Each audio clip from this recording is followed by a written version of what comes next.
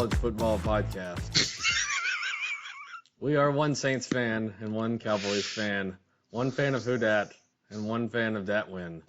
We're here to give weekly tapes, game recaps, bad betting picks, game previews, Seinfeld references, and to wallow in the pit of despair. The pit of despair. Each week, Bless Them Boys is brought to you by a Saints-Cowboys Immaculate Grid match. For those unfamiliar, that is a player who played for both the Saints and Cowboys at some point in their career.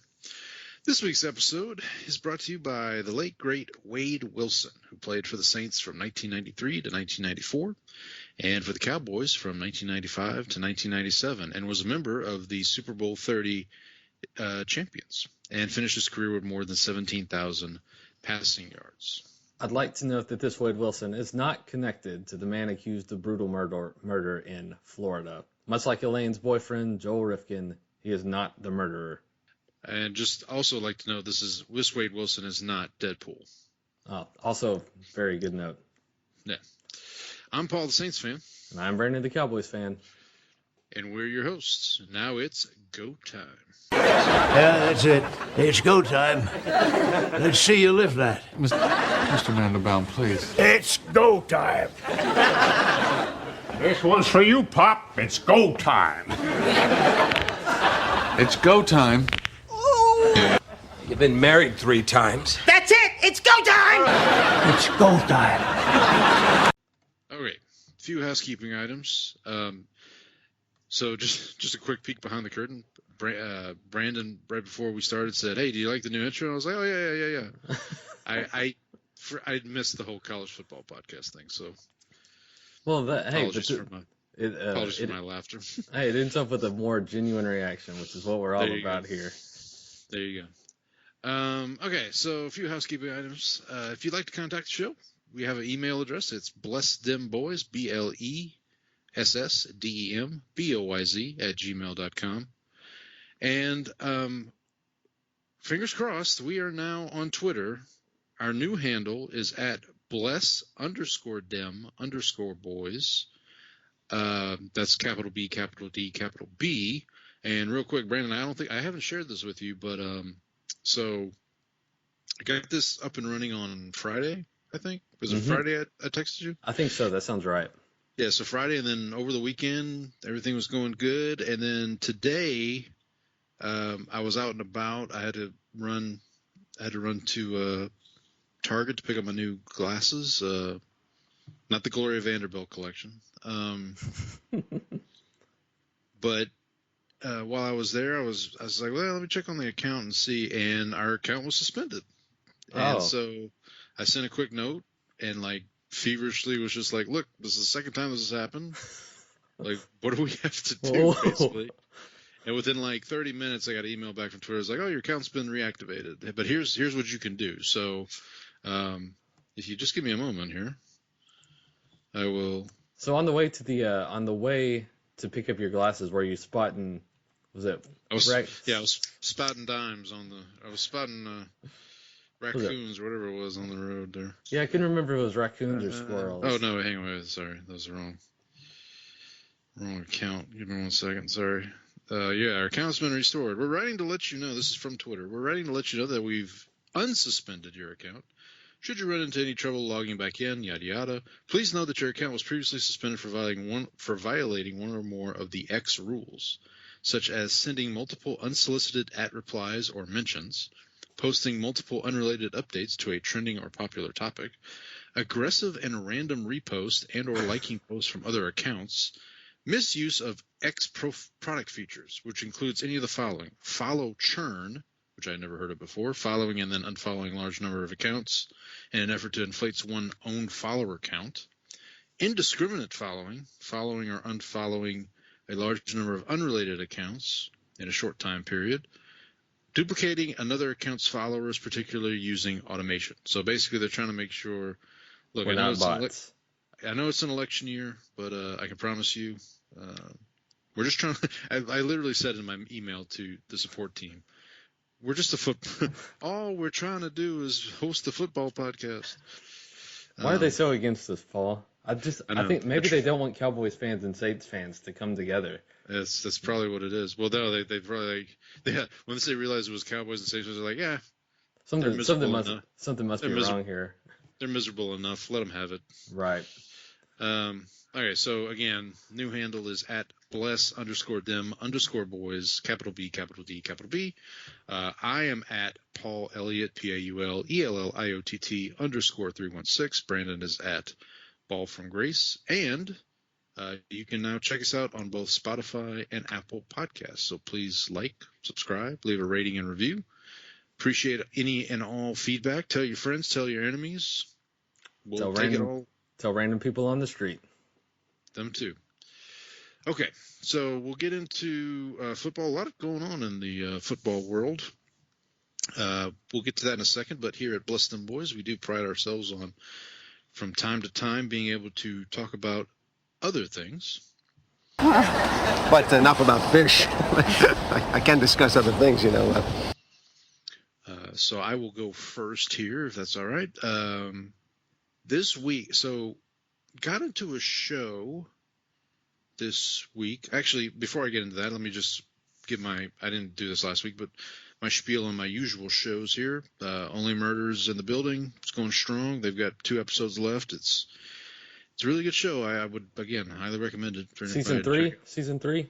This is 4, actually. 4, okay. Yeah, they just got, and they've already gotten greenlit for season 5, which is interesting because like the last couple seasons, it's felt like it was going to be the last one, and then like right before the end of the season, they're like, oh no, we got another one. I always hate that. Like The Good Place was kind of like that, where you can't kind of like how much farther can they take this? Right. And you're like, okay, we need to wrap this up before it gets, way out of hand. Which I feel like The Good Place hung on for like maybe 1 season too long. Maybe they could have cut that 1 season short. But hopefully this show doesn't do that for you. No, I mean, like I said, I feel it's still going strong. Wife and I finished up Rings of Power season 2. Good stuff. Again, recommend that for anyone who's a Lord of the Rings fan. See, I love season 1. I still got to go back, rewatch, and then go through season 2. Have you checked out Wheel of Time on Amazon Prime? No, we keep getting recommended to us because of the Rings of Power. I want to say my wife maybe watched a few episodes, but she didn't get into it. See, I read the book series, and so it's a really long book series. It's 14 books plus a prequel, and so it's extremely long. But the show, like, it's kind of a miracle that it happened because it's so long. But they've kind of trimmed some stuff down and adapted it. But my wife and I have been watching, so we made it through. There's 2 seasons out. We've watched both seasons. They're both really good. If you like Lord of the Rings and Rings of Power, give it a whirl. So, unlike George, you have read those books. I have read those books, not just Mike Lupica. Also, Agatha All Along. That's really going. I mean, I feel like it's one of the better Marvel properties that they've produced. They've got 3 weeks left, so the new episode premieres tomorrow night. Then they have another episode next week, and then the week of Halloween or the night before Halloween, they're dropping their last 2 episodes to kind of coincide with Halloween. So that's good. I think that's all my usual weekly shows. But one show I did get into this week that I had seen season 1 a while back. And you ever like watch a show and then you get to a certain point where you're like, yeah, let me just put this away for a little while. Like I'm not all the time. So I did that with this show, and the show is Barry, the HBO show Barry. I've heard of it, and I just haven't watched it. So it stars Bill Hader. It actually has a Seinfeld connection. Are you familiar? You know who the actor Stephen Root is? Stephen Root. Most people will know him from Office Space. He plays, I think the character name is Milton, the stapler guy. Yes. Oh, okay. Yes, I know who you're talking about. All right. So do you remember his episode of Seinfeld by any chance? No. Which one was he? Okay, it's either season 8 or 9. I can't remember the episode, but you remember the one where Kramer goes into the bank and the gimmick is if you don't get greeted with a hello, they give you $50. Right. Okay, and then Kramer You got gets greeted. an H word Right. greeting. How about $20? Right, that manager that tells him that's Stephen Root. Gotcha. I think I watched that episode fairly recently. I can't remember which one it is, but I'm pretty sure it's like a season 8 or 9. It's one of those. Yeah, it's one of the later ones. One of the later episodes. Oh, it's the invitations. Oh, that's season 7. That's the finale of season 7. Mm-hmm. Yeah. So yeah, watch that. I ended up binging the whole thing through. It's not the nice thing about it. It's an HBO show, but it's 30 minutes. Like some episodes are actually less than 30 minutes. So what's the premise? So the premise is Bill Hader co-created it. He stars in it. He directs some of the episodes. You might know Bill Hader from SNL. He was one of the cops in Superbad. He's in a lot of stuff. He's in a lot of stuff, yeah. But he plays a trained assassin, like ex-military, becomes an assassin, gets out of the military, becomes an assassin. Stephen Root plays his handler. Uh-huh. And he gets a job, Bill Hader does. He gets a job that he has to take out someone who is an actor. And he trails him to an acting class. And he gets the acting bug. So basically, it's this trained assassin who wants to now become an actor. And, it goes from there. I see this also has Anthony Carrigan in it as NoHo Hank. Yes. Yep. So he was in, I recognize him from Gotham. Did you ever watch Gotham on Fox? Yeah, absolutely. Yeah, so he was Victor Zsasz. That actually goes, okay, that's where I recognize him from. Cause yes. But that actually goes back to one of my other shows I'm watching every week is The Penguin. Right. Which is another really, really great show. Great. So we keep seeing advertisements for that during Shogun. Yeah. Really great standout performance from Kristen Milotti. I think I mentioned her a couple weeks ago. She's the mother from How I Met Your Mother. Mm-hmm. Yes. So really great. But Barry, it's a quick watch. Like I said, all the episodes are like 30 minutes, maybe less than 30 minutes. It's 4 seasons, 8 episodes each season. And it's I like really that. You can get through that within no time. Henry Winkler is in it, the Fonz. Slash the lawyer from Arrested Development. Yeah, or the coach from The Waterboy. Was it his name was? I think his name was Barry in Arrested Development. I don't know. It's been a while since I've seen. It's been a while. I need to go back to Arrested Development. That's been a while. And then, so over the weekend, my oldest was like, Dad, you need to watch Inside Out 2. You haven't seen it yet. So my wife took the girls to see it when it was in theaters. And now it's on Disney Plus. So Sunday morning, instead of watching the London game, I watched Inside Out 2, which probably was better for the best. Yeah. Yeah. Watching the Jags is a pretty fraught decision at this point, right? Right. Yeah. So and it was good. I mean, if you've seen the first Inside Out, I think Inside Out 2 is just as good. I think my family watched that one day while I was at work, so I haven't gotten to catch up to that one yet. Yeah, it's good. Okay, so what you get into? To confirm, Henry Winkler, aka the Fonz, was Barry Zuckerkorn on Arrested Development. That rings a bell. Arrested Development is a good show. I need to go back. Is it on? I'll look. Should be on Netflix. It's on Netflix. It's still on Netflix. Okay. Yes.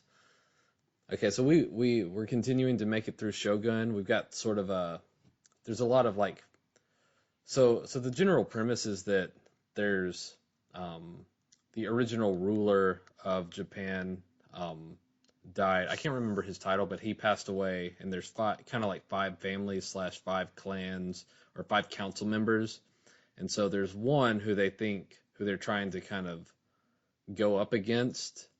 And so they've got 4 against 1, and the general premise is he's trying to maneuver himself to kind of avoid all their machinations and trying to stay out from under everything that they've got going on. And so also has the kind of like the Catholicism versus Protestantism sort of things going on, because the Portuguese brought Catholicism over, and then that sort of plays into it as well. So we're about halfway through the first season of that. Me and my oldest are about to finish off the Dragon Ball Z, so we've gotten past the final boss battle, and so now it's like a 10 years later thing, and we're on the final 3 episodes where they just kind of like go through and they're reflecting on, they've got like a new world martial arts tournament coming up, and so they're going to fight in that. And so we've got one more episode of that, and I think we're going to move on to Dragon Ball Super, the next in the series. And then the other thing I watched, I actually turned on some playoff baseball this week. I was scrolling through Twitter, and I think it's like the 20th anniversary now of the, it was Red Sox Yankees in the playoffs, and the Pedro Martinez, Don Zimmerman attack game. Oh. And so I saw that highlight on Twitter. It was like one of those like this day in sports kind of things. And so I was like, man, I just remember watching playoff baseball. Like I would be in my room back home, and I would just like turn the TV on Saturdays and just sit there and like watch the games. I remember watching, because I think that year was also, no, I don't know if it was that same season, but it was around that time when they had the that was the Yankees were up 3-0 on the Red Sox. And so that's 2004 ALCS. Yankees are up 3-0. Red Sox come back to win the series 4-3. That they're actually making another documentary about. So they did one. They did a 30 for 30. Was it 4 Nights in October, right? Which was really good. It is very good. But now I think Netflix, because Bill Simmons just did a documentary with Netflix about Vince McMahon, and now he's doing another. I think it's him. He's doing like basically a rehash of that. But yeah, that was the 2004. And so I just kind of thought back to that, and I was like, man, it would feel good to kind of just watch a little playoff baseball. So I turned Mets Dodgers game 2 on the radio and listened to most of that, and then during the Jets Bills game, kind of had Yankees Guardians on the split screen, so I watched that as well. In terms of, now we can kind of move into the college portion of the show. What college games did you get into this week, Paul? So, I had the multi-view on basically all day.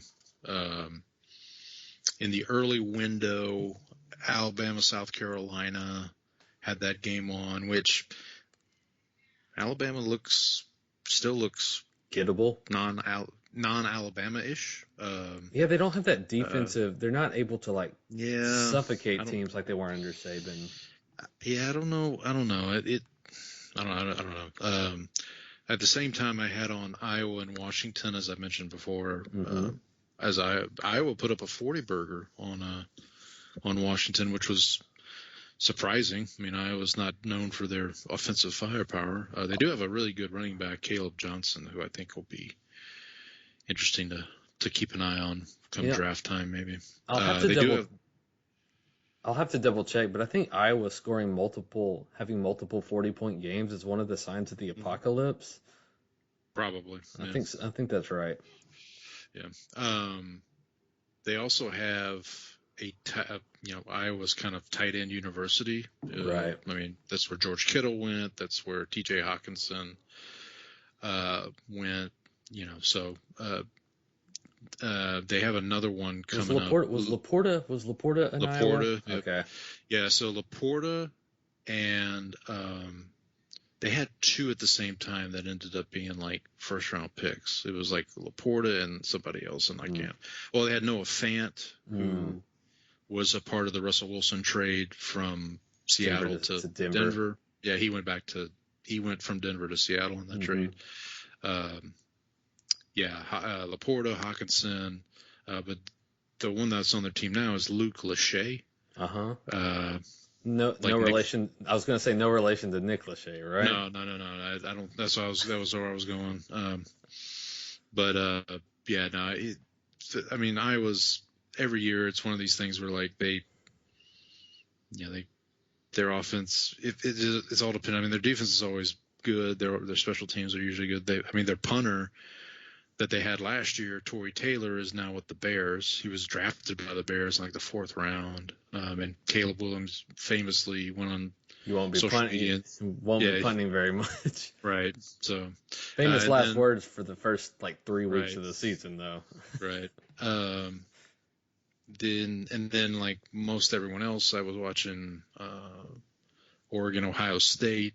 Did doze off towards the end, so I missed the ending, which looks like you may have caught the ending. But real quick before you get to your what you watch college wise, my picks took a dip this week. Been doing pretty good all season, and then this week I went 4-6. That's not too bad. I mean, like your one game. If you make one pick differently, you go 5. You're even Steven, right? Right. And I don't remember what the bad. I guess I should have looked at this more carefully to see what was like the big one that blew me up. But for the year, I'm still turning a profit, 39-31 for the year. So still hanging in there. So which I know one college game for sure you watched was Red River Rivalry, but Of what course. else did you? We watched. I mean, we had UT OU on the TV, and it from the beginning it looked like UT was going to do exactly what they did last year because Quinn Ewers just. I don't know if it was just rusty, if he was rusty from the 2 weeks off from the injury, or if he was still kind of like playing like a little bit hurt or something. But he just like threw a bad decision, bad pick at the start of the game, and you're like, okay, here we go again. I did see that, yeah. Yeah, so I was like, here we go again, and then so OU goes down, they get a field goal, they're up 3-0, and then basically from that point on, Texas turns it on. I don't even think they played their best game, and they still won 34-3. Like. I know OU's down a bunch of people, but just being able to go out and take care of business was pretty reassuring. Yeah.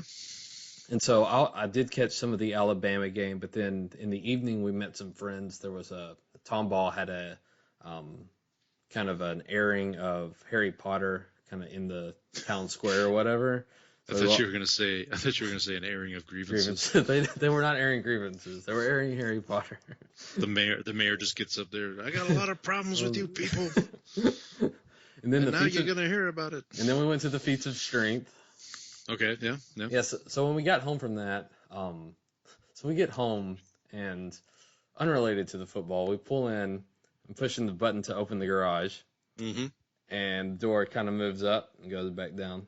Moves up, go back down. And so, so the garage door is broken. So it will not open. I go inside and it will not open. Yep. So it is completely kaput. So I'm irritated at that point. We get the kids to bed. I come downstairs and I'm like, put the TV on. I'm just going to see what's going on. Right. So I was like, okay, these games are still on. I'm mad. So I'm just going to sit here and cool off and watch. So I put on the multi-view and I had Oregon OSU, which I watched the ending of, and then the decision to slide too late. You got one timeout and you slide just like a second too late. And then turned over and watched Ole Miss just completely choke away the game against LSU. Like could not tackle, could not get a stop. LSU just basically marched down the field, and then in overtime, Ole Miss does nothing. And Ole Miss does nothing on offense, kicks a field goal, and then LSU pretty much immediately puts the game away. So we closed out with that. So it was I at least got to see the end of the game, the good parts of it. Got to see UT dominate OU. So Saturday was a good football day. Now, then Sunday. It's funny they canceled the NFL just so randomly. Yeah, 8 in the morning. I guess they got tired of having the Jaguars on TV, and so they said, let's just cancel the rest of the season. And so Goodell was like, I can't take this anymore. Let's just do something else. No, unfortunately for us, for both of us and our teams, that is not the case.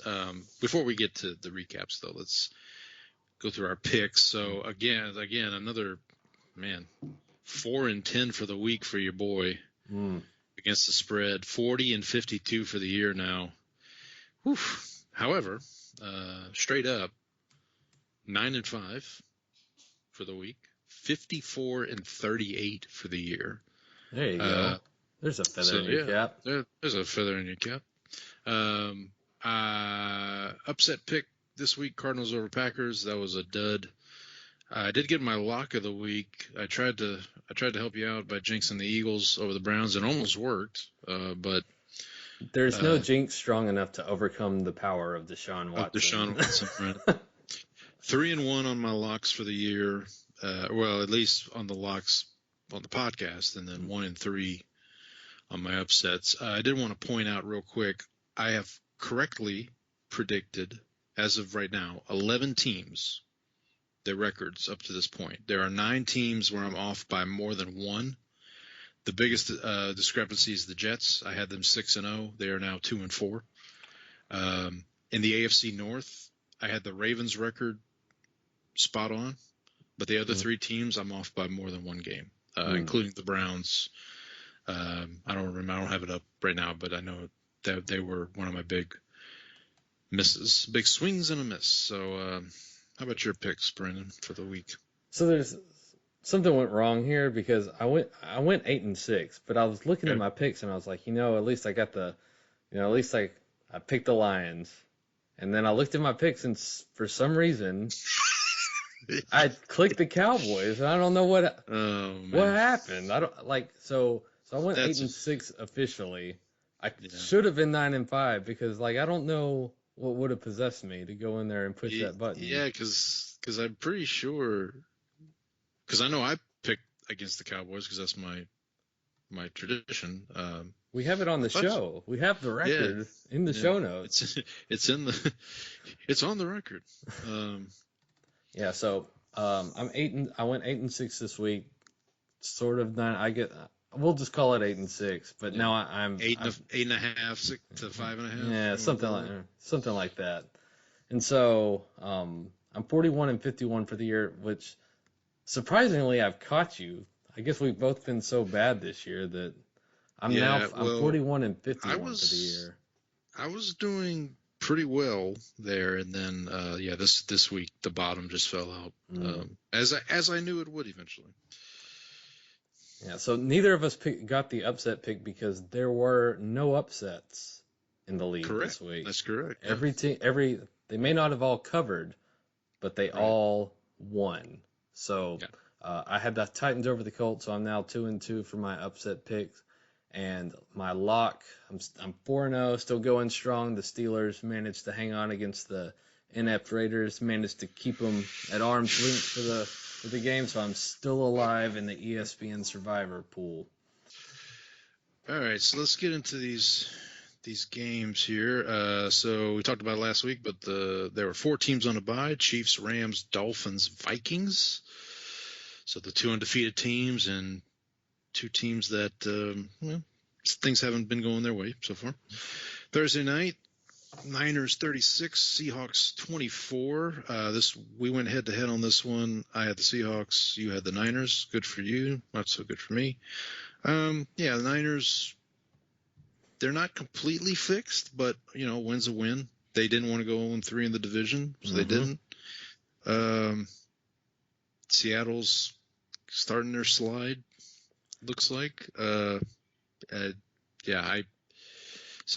think this is just 2 teams going in opposite directions, unfortunately for the Seahawks and fortunately for the 49ers. So what were your thoughts on that one? Yeah, the defense for Seattle just feels like it's not there. They don't I think McDonald has an idea of what he wants to do and he just doesn't have the personnel for it.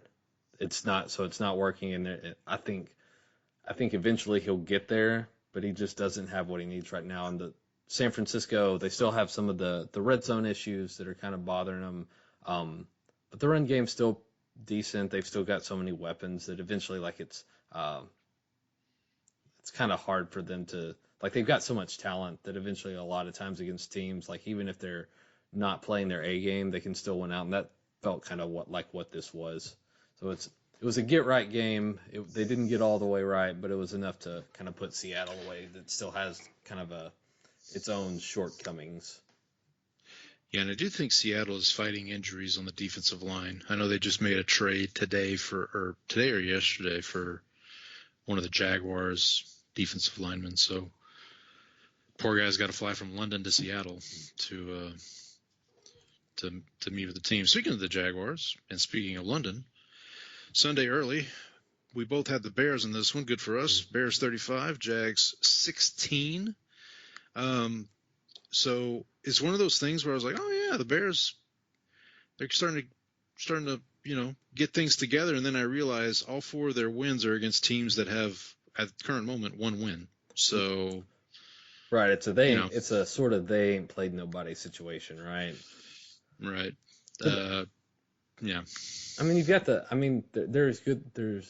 that may be the case, and they may eventually fall apart. But you've at least been able to see some of the growth from what you wanted on that. You've seen Caleb continue to look good in the offense.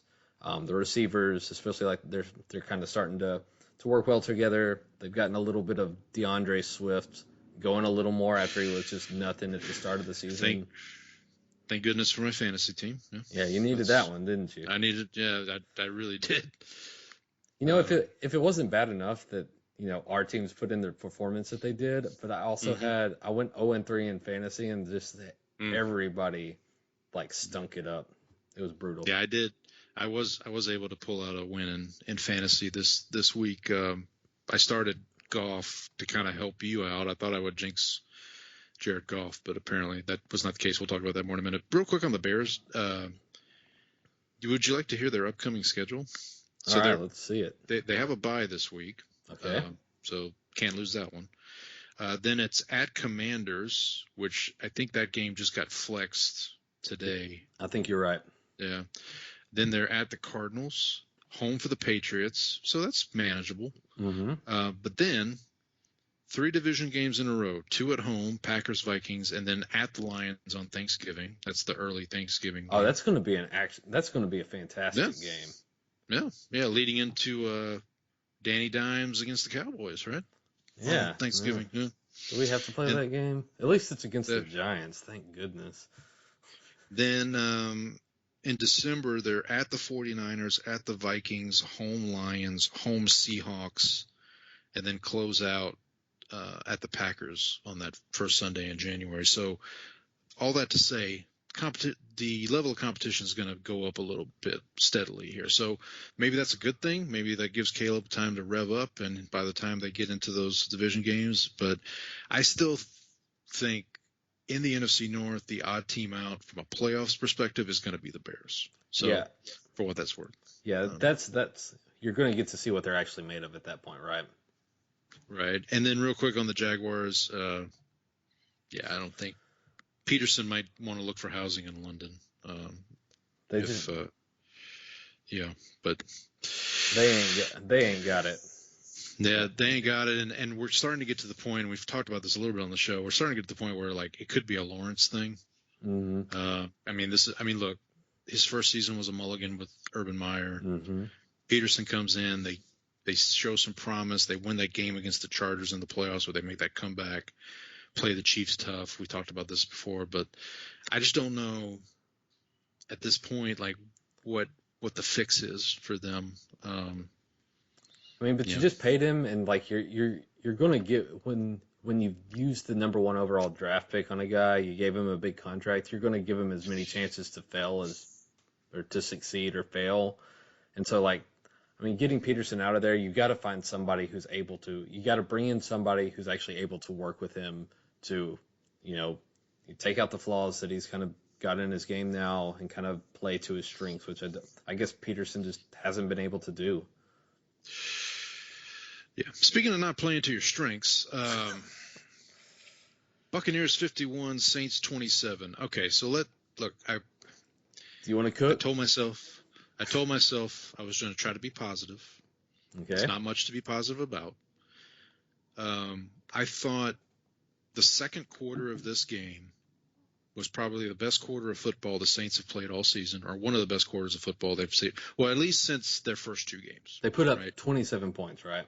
Put up 27 points. So first quarter, Bucks go right down the field, like no resistance against the Saints defense with a defensive-minded head coach, which we'll talk more about that in a second.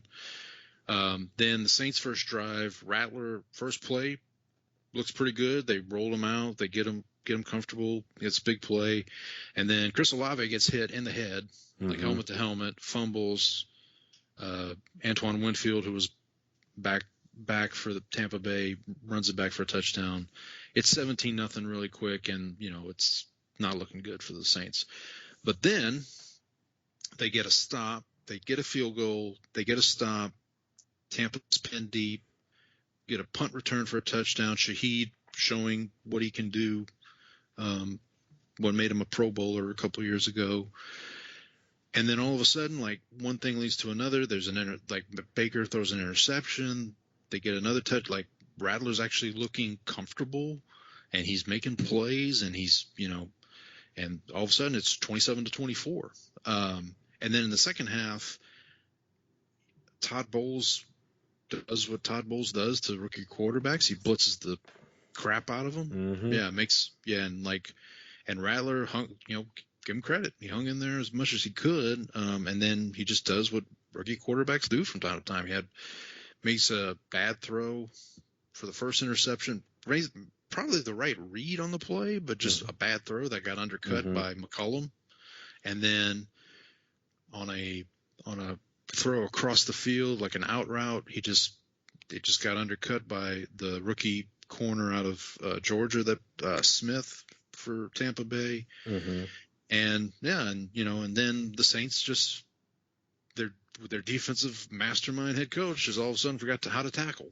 Right. And so Chris Godwin had 100 yards after the catch. That's, I think, was the stat. So going back to the same issue we had against the Chiefs the week before, right? Like, yards after the catch, not being able to tackle. I will say this for Baker, like, and look, I didn't say this out loud. I wish I had at the time when the Saints were kind of courting Derek Carr. I was like, Baker Mayfield's right there. Like, he's not, like, I've always kind of been a Baker fan. I know you being of the UT. Did you see what they did at the end of the game, after the game? Well, yeah. And did you see what Baker's response was? I did not see Baker's response. Baker's response was, "Yeah, I'm still living rent free in their head after all these years," or something like that. So, but anyway, look, I think Baker's kind of a sneaky MVP candidate. I think I heard somewhere you can get the odds on him an MVP are like plus 2,000 maybe, or plus. Oh, not too bad. You're more of that on that ilk, but look, all this to say, the Saints have a bunch of injuries. It's just like, I still feel like we're at the point where Dennis Allen might be on the way out, and with Sean Payton and the Broncos coming in Thursday night, I'm like most fans. I'm getting to the point like most fans where I'm kind of like, look, Sean, just do us a favor. Just put us out of our misery, please. He's going to run up the score, right? Absolutely. Well, if he gets the chance. He will try to run up the score. Bo Nix may have something to say about that. Fair enough. But here's the other thing you got to remember. There's multiple former Saints on the Broncos. They just signed A.T. Perry. So we let A.T. Perry go so that we can sign another offensive lineman, because our offensive line's injuries galore. So A.T. Perry is signed with the Broncos. Trust me, A.T. Perry is. I would almost guarantee A.T. Perry is going to score a touchdown Thursday night against the Saints, or Sean's at least going to try to get him one. Right. But again, all that to say, look, at this point, you kind of just hope Rattler can. I'm really interested to see how Rattler responds Thursday night, and does he show signs?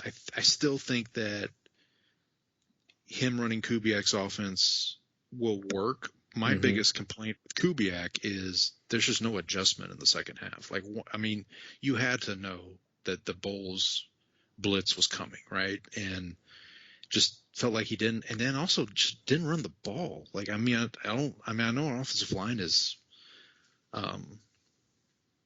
depleted, but Mhm. like just give your rookie quarterback a chance. I mean, Even if and they it's also go even ahead. if it's not like just a direct handoff, trying to use some of the quick game stuff, or maybe like getting Kamara out on the perimeter, running some of those bubble screens to kind of just like substitute as a run game, like doing something like that might have, especially for a guy like Rattler, like I thought, like you could definitely see some of the positive things from him, right? Yeah. And he made some good throws. He kind of, I mean, he has those moments where as a rookie he still doesn't understand the speed of the game yet, or the physicality of it, of the NFL relative to college yet, and so he has moments where he kind of forgets about that, and then you see guys just kind of like take him down or whatever, or the windows on throws close a little faster. So I thought that at least something positive take from it, but the one thing that I thought was, and this will apply to the Cowboys too, is that the Saints tackling was just atrocious. Right, because you had so I saw that, I heard this stat, and I'll repeat it here, but the Baker Mayfield's air yards on completions in this game, he had 325 passing yards or something, 300 plus passing yards. His average air yards on completions was under 3 yards, 2.9 yards, and so they were just able to get Godwin out into short routes, and then him or thankfully Mike Evans was not involved in this because I had the under on receiving yards. But they were just able to get guys like Bucky Irving had a good game, and Sean Tucker. Sean Tucker as well. Have you heard of Sean Tucker before Sunday? No, but Probably I have not. no. Yeah, probably not, because in his previous 4 games up to Sunday, he had 7 yards total in 4 games, and he had 136 against the Saints. Not very good. Not very good. No, he averaged 9.7 yards a carry. That's pretty impressive. So he averaged a first down every time he touched the ball. He got a first down, basically. He should probably average about 8.5 on our defense then. Well, Tampa does. Yeah, there's a game. Tampa does play the Cowboys at some point this year, right? Yep. Yeah, Okay. I was a little worried. I had that Mike Evans under 56 total receiving yards. I took that based solely on the matchup with Lattimore, but so the first possession he had 2 catches for 34 yards, and I'm like, all right, this is dead. And then he ends up missing a lot of time, and he gets I texted you at one point because Lattimore was not on Evans. They weren't. Yeah, they took him off. Shadowing right? him. Yeah, it was like they would put a Debo on him, or they would just, like, Lattimore wasn't traveling with Evans, and then I think Evans did get banged up maybe a little bit or something. He did. And then they took him out, but he came back in the game. But yeah, they just they had Godwin going. Yeah, I think he had one more target on a deep, like just kind of a vertical route, and Baker just overshot him a little, thankfully, because that would have ended it because it was like 30 yards down the field. So good news is Saints did sign Dante Pettis to the practice squad today. Oh yes, Cowboys also practice squad. No, I think he just tried out for us.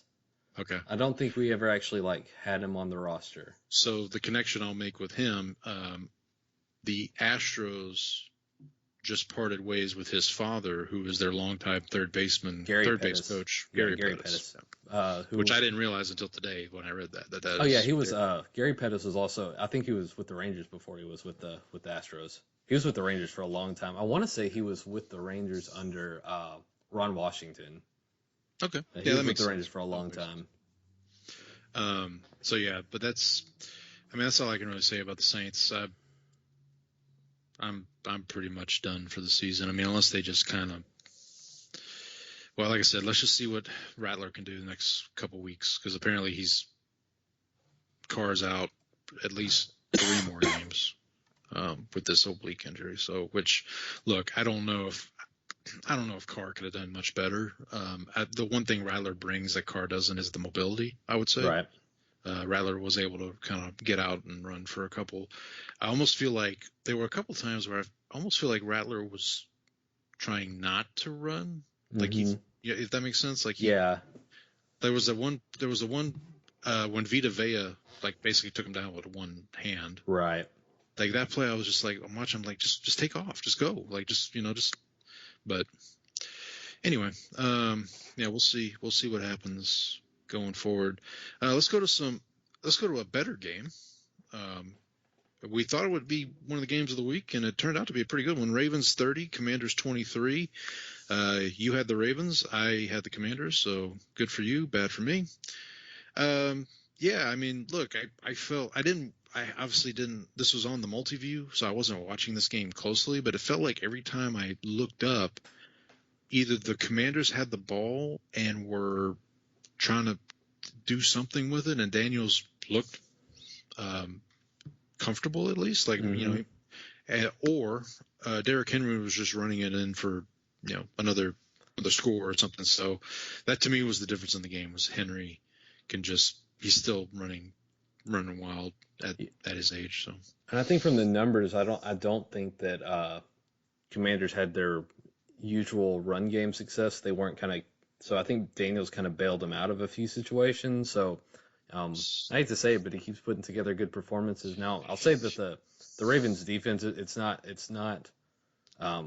Ray Lewis. It's not the early 2000s Ravens defense, but they're still, they generally tend to be a well-coached unit. So if you're able to go in there and stand toe-to-toe with them, you're doing something right at this point. Yeah, and I mean, we've talked about the Commanders' defense. You're looking at, I mean, Lamar, and let's not shortchange Lamar here. 20 of 26, 323 yards. So I mean, he's averaging 12.4 yards. An attempt. So an attempt, which is obscene. Yeah, if you're at 8 yards an attempt, that's good. So 50% better than that. Yeah, and then to your point about the Commanders, 52 rushing yards total for the Commanders. Mm-hmm. Daniels was sacked 3 times, which is not, I mean, I don't think that's terrible. Right. Ravens dominated time of possession, 36 minutes time of possession. That's yeah, and that was kind of how I saw the game playing out. Was Washington probably able to keep it close for a little while, but the Ravens just have such a talent advantage, and they're well coached, and so you just kind of thought that at home, especially, that talent gap would win out over time. And also one last thing on the rush, to your point, Daniels was their leading rusher with 22 yards. Yep. So from the backs, you got about 30 yards. And they have good backs, so like it's not like it was a lack of talent there. Yeah, I think Robinson was out. Eckler was back, but then Robinson was out. So if they can get both of them back and healthy at the same time, I think I still think they could make some noise. Yeah, give some teams some trouble with that. All right, so now we'll move on to the Aldel Greco game.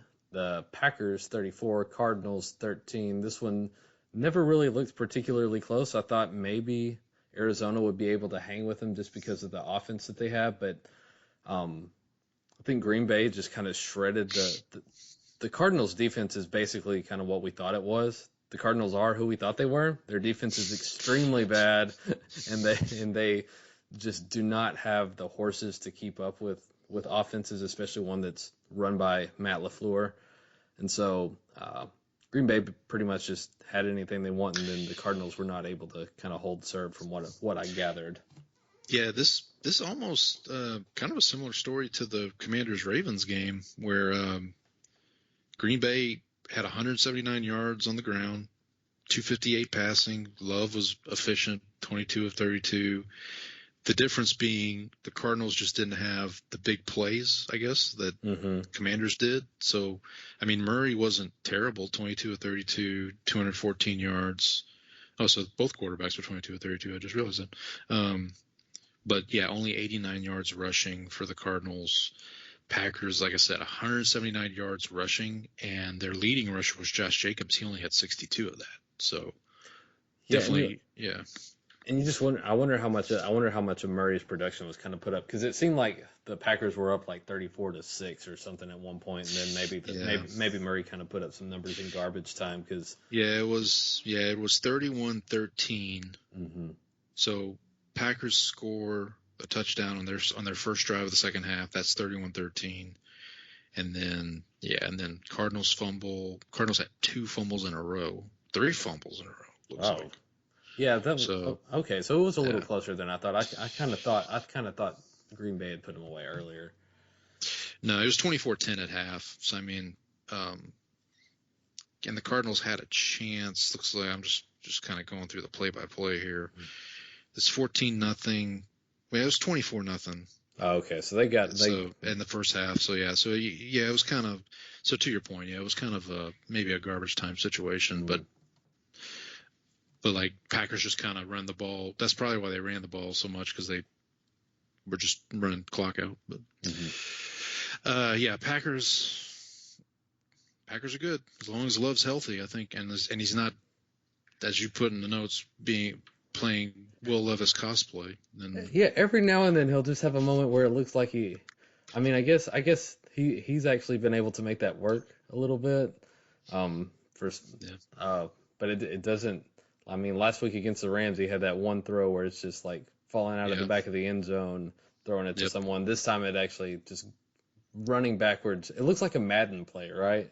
Where he's basically it's like run backwards and then hit the receiver button, and the guy it's like that video that was going around for a while where like the quarterbacks, it's in Madden, and like the quarterback's falling backwards, and it's just like he like shot puts the ball and yeah, exactly, somehow finds its way to the receiver.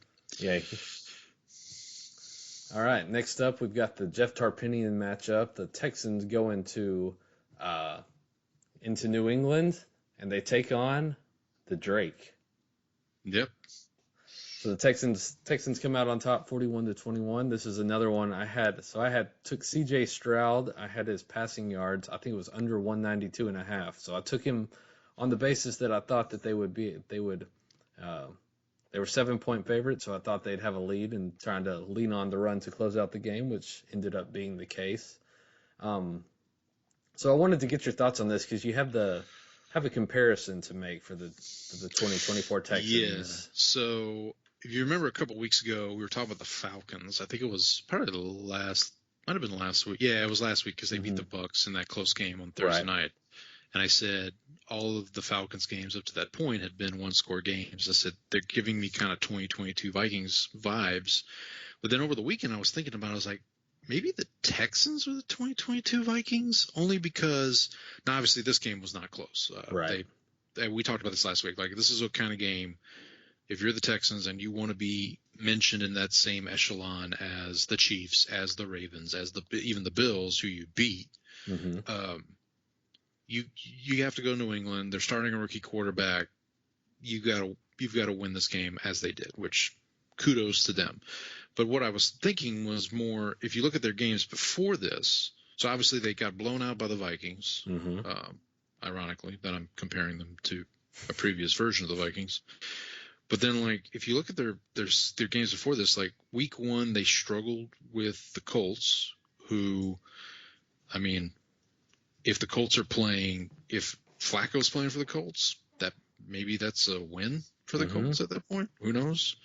That was actually I don't want to call it a good Anthony Richardson game, but he hit on some of those bombs that. Right. Well, yeah, he had that 160-yarder that was like insane, blowing up the internet.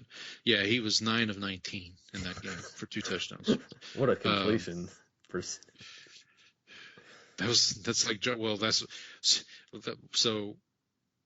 So they barely win that game. Then game 2 is a Sunday night game against Chicago. So it's Caleb's second game. They only win. That's a 1-score game. They get blown out by the Vikings.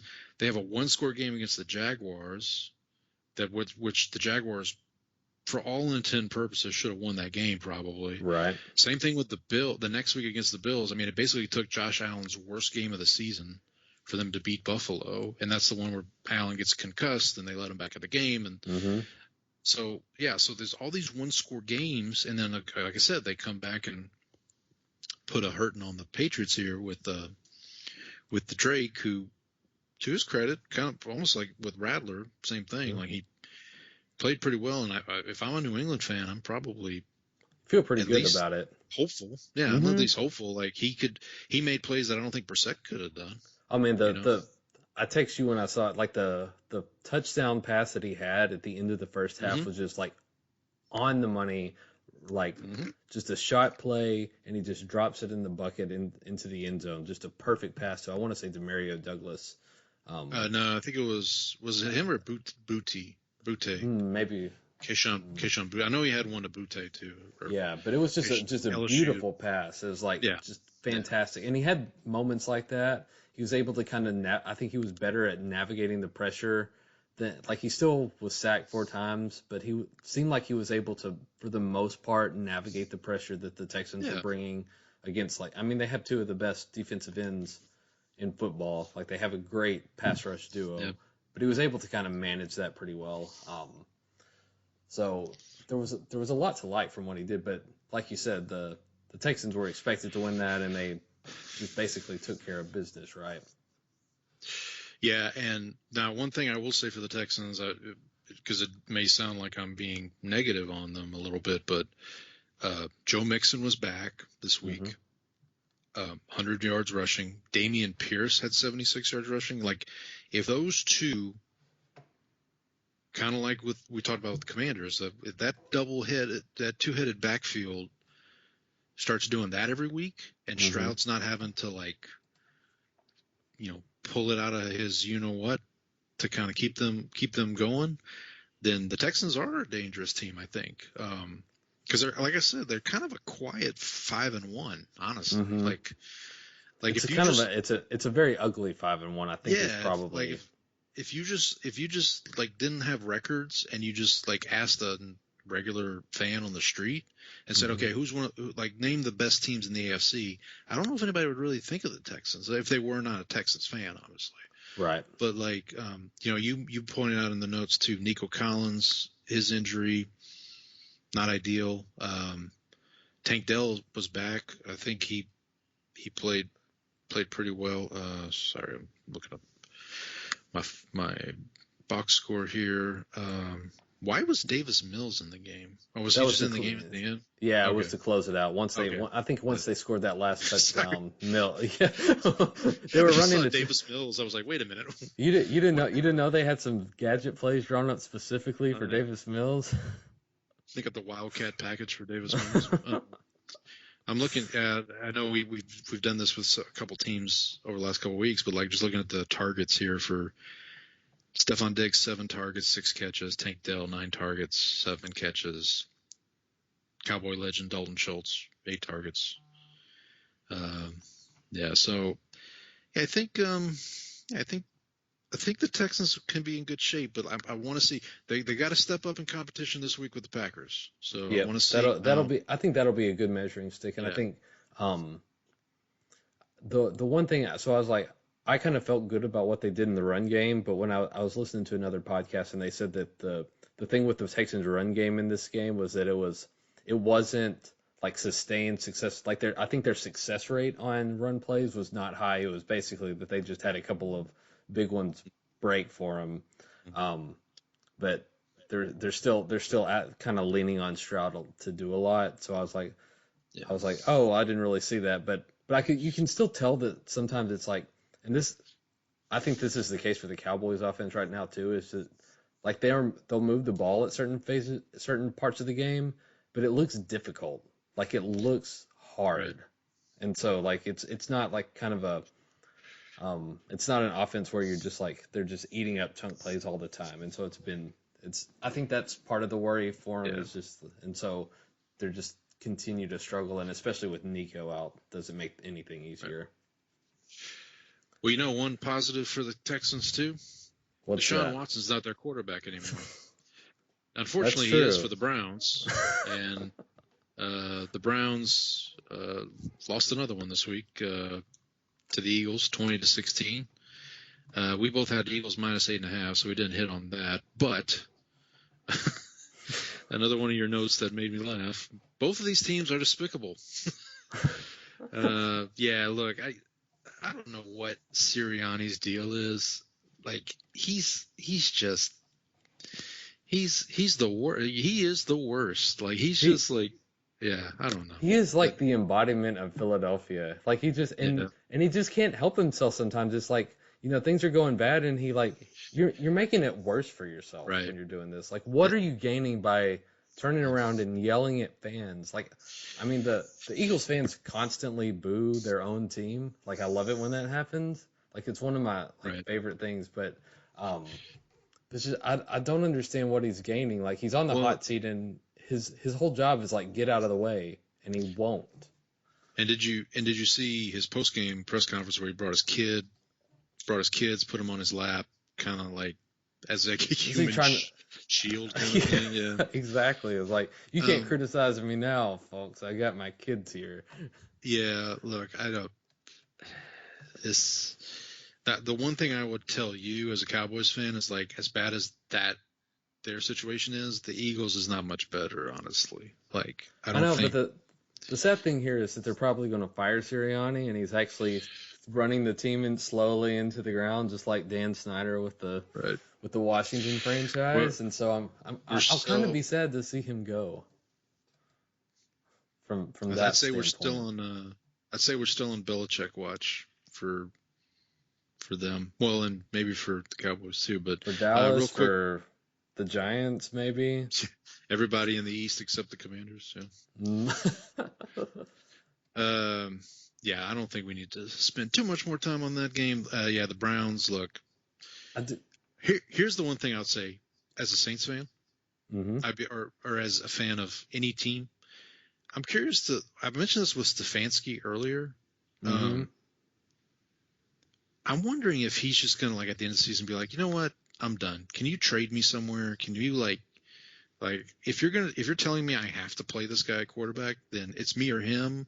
And you gotta figure that that's an order coming down from like because no coach in his right mind who's actually coaching for their job would willfully start a quarterback that bad, unless Stefanski's playing a mind trick and he's like, you know what, I want to get fired. So I'm just gonna. Because, I mean, look, if he's a 2-time coach of the year. If he's on the market, he's like, I would put him in the category with like Mike Vrabel or maybe even Belichick. Like, I'm not saying he's as good a coach as those two guys, but like, people, like, whoever's going to be on the market for a coach is going to want a 2-time coach of the year in Stefanski. Right. I think he would be, yeah. At this point, maybe he like puts on Jim Brown's jersey and goes and eats a meatball sub in it. Yeah. Oh, juicy this time of year. So yeah, there's a couple. Go ahead. I'm sorry. There's a couple. There've been 2 articles, one at ESPN, one at The Ringer, that had just lists of stats, kind of putting into context how bad Deshaun Watson is. So like just for a sample, like the worst passing DVOA ratings for quarterbacks in year 3 or later, minimum 300 passes. Josh McCown, Tampa Bay, 2014. Okay. Malone, 1987 for Pittsburgh. Wheelahan, 1998, San Diego. Carson Wentz, 2020, Philadelphia. Ryan Leaf, 2000, San Diego. Ken Stapler, 1981 for the Houston Oilers. And Watson has been worse than these guys so far. I would recommend anyone who doesn't already go follow Austin Gale, who works for The Ringer. He's the one who had this. Article. My favorite Sunday tradition now is after every Browns game, he's posting like basically what you just referenced. He's posting that and it's like, okay, here's where Deshaun is this week. I saw his name mentioned with like David Carr. Jamarcus Russell. Yeah. Anytime you're in the same conversation as Jamarcus Russell, you're done. Like that's it. It's not good. There's no coming back. There's no coming back. Not great. Not good. One thing I just thought about, I was talking about Stefanski in the same vein as Mike Vrabel. What's funny is Mike Vrabel's on the staff with the Browns. He's like a defensive assistant.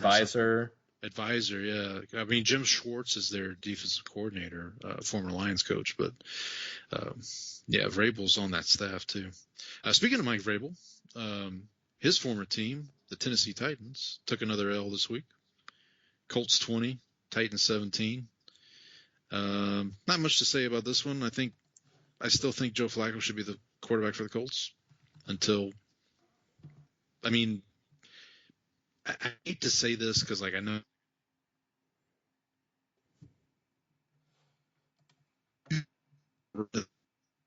With Joe Flacco, I mean, like seriously, I mean, you're 3-3, right? They're 3-3. Yeah, hold on a second. Right? You cut out for me on this for a second. Okay, am I good? You can hear me now? Yeah, you're good. You want to start over from like the talking about Joe Flacco? So, or you talked about Mike Vrabel, his old team, and now you can. Yeah. I would just like here move on to talking about Joe Flacco. Yeah, so the Colts 20, Titans 17. Yeah, I still think Joe Flacco's the answer for the Colts. I know you don't want to completely give up on Anthony Richardson, but the Colts are 3-3. The AFC is kind of a hot mess. Except, I mean, the AFC is very top heavy, as we talked about a little bit ago. Right. But like that middle, like the Colts can make a run at the playoffs. I'm not saying they can win the division, although I mentioned this earlier. If Flacco's playing week 1 against the Texans, that might be a different outcome. And they've got the Texans coming up here, I think, in a couple weeks. You know, you kind of string a few wins together, like who knows what happened. Yeah, and sent you from a guy on, I think it was I'm gonna find it here. You vamp for a little bit while I find this tweet here.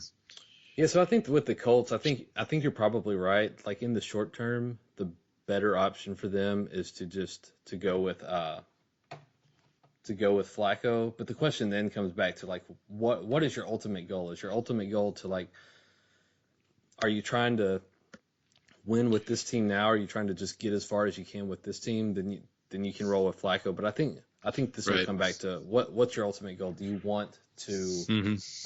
If you're looking long term, then you just wait for Richardson to get fully healthy. You don't rush him back because you know you're going to be fine in the meantime, and then you bring Richardson in once he's 100%. So going back to Levis with the Titans, I sent you. This is from Scott Barrett. He's at Scott Barrett DFB on Twitter. He basically came up with a chart. This is for weeks 1 through 5 of highly accurate throw rate is your x-axis for worthy. How accurate are you, and which team are you throwing to, yours or the other team? So you want to be in the top right, which means you're highly accurate and you're throwing to your own team. Right. Will Levis is in the bottom right, so he's highly accurate. He just throws it to the other team. So like if you could just get him moved up the y-axis there, you'd have something. Do you think you could get the other team to wear Titans jerseys? Maybe that's the key. Or no, have the Titans just wear other jerseys. Maybe that's what it is. Well, maybe that's it. Yeah, I don't know. I think both these. I think the Titans are actually like another tweet I saw today is like the Titans defense is like first in the league in a bunch of categories.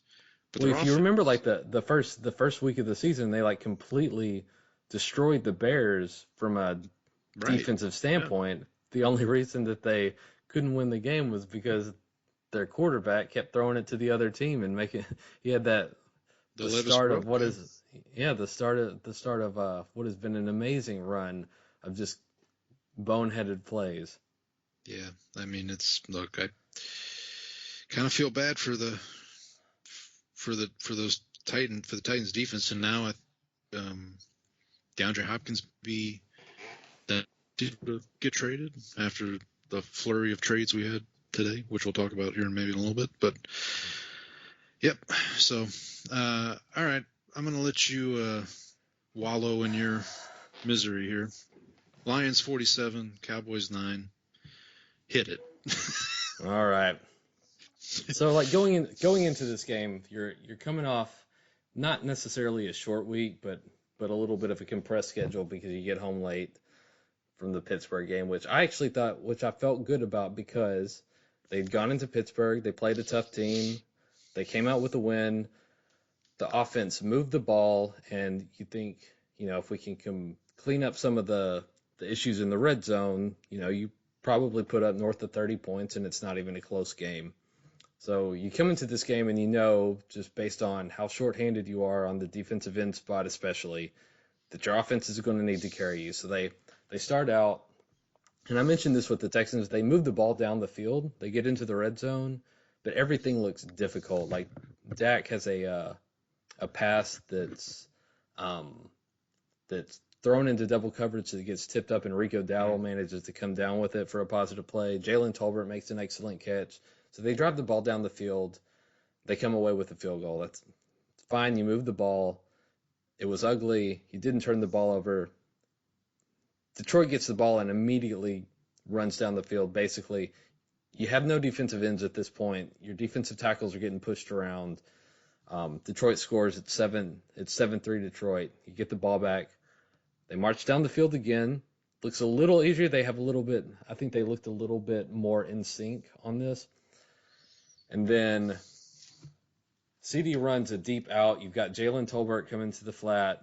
Dak, I don't know if he just doesn't see the flat defender, but the flat defender basically comes off of his Tolbert responsibility and then is able to get back into the end zone. Dak either doesn't see him or if he sees him, he's got to get that ball, loft that ball over. You can still make that throw to CD if you put it out deep because CD's run past his guy. The flat defender is the one who really makes a good play. It's not a great throw. You turn the ball over. Detroit goes back down the field. It's 14-3 now. And now because you're down, your run game hasn't been good to start with, and now you basically are in a hole. So you're going to have to pass. The defense knows you have to pass. And so this was one of the offensive line's worst games of the year in terms of pass blocking too. Zach Martin had a horrible game. When Zach Martin's having a horrible game, your offensive line's having a bad day at the office. So basically just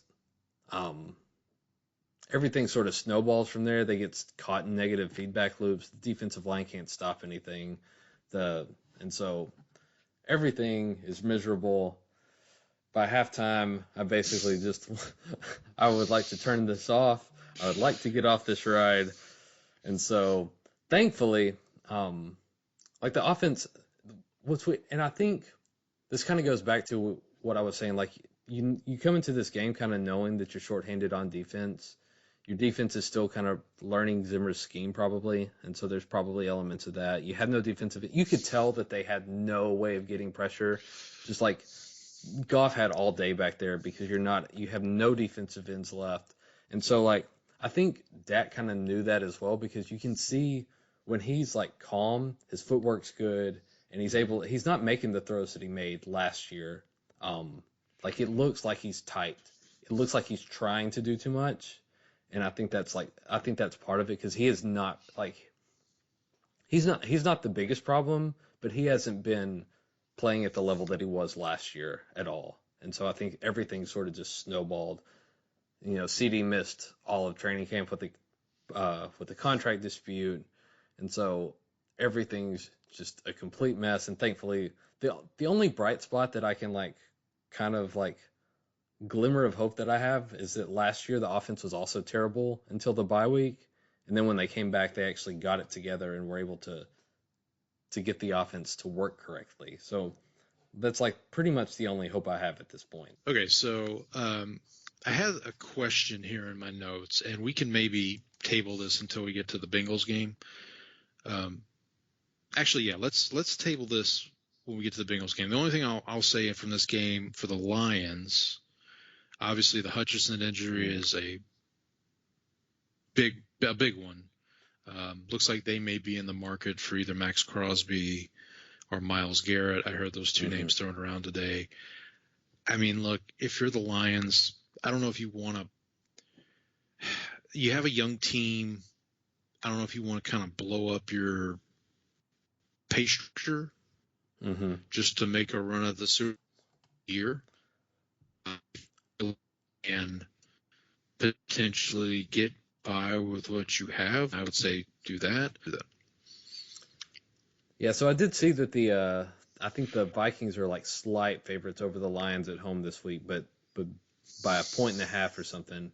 And then the one other thing I wanted to add is like the Lions like so slighted from last year when they for some reason like they completely ignored the fact that the Aiden Hutchinson tripping call went their way and it gave them the opportunity to even have a chance to win the game, but they were just seemed like they pulled out like 5 or 6 trick plays in this game, which like why I know you're trying to prove a point, even though they got penalized on like 2 or 3 of them again. But like, why are you not saving those for the playoffs? Like, what good does it do you running out all those trick plays in the middle of the season? Like, I don't understand that. And just real quick, I will say for Lions fans, the Saints scored 40 points against the Cowboys and immediately lost 4 in a row. So we'll see how that works out for them. Yeah. Let's see how it works out for them. All right. Now we've got, I did not see any of this game. I didn't see highlights. The Chargers 23, Broncos 16 in the Quentin Jammer game. I had the Broncos plus 2.5. You had the Chargers minus 2.5 coming off the bye. So you get that. Did you manage to catch any of this by any chance? So I did watch a little bit of it. I did see, I don't know if you caught this, but Harbaugh had to like leave the sideline for a little bit because he had an arrhythmia. I didn't see that. Yeah, it was weird. So I'm like, I was on Twitter during the game, and Adam Schefter tweeted something about Harbaugh was questionable to return. The defense coordinator Mentor was being the interim head coach, and then I was like, well, let me watch the game. And when I went and looked at the game, I saw Harbaugh on the sidelines.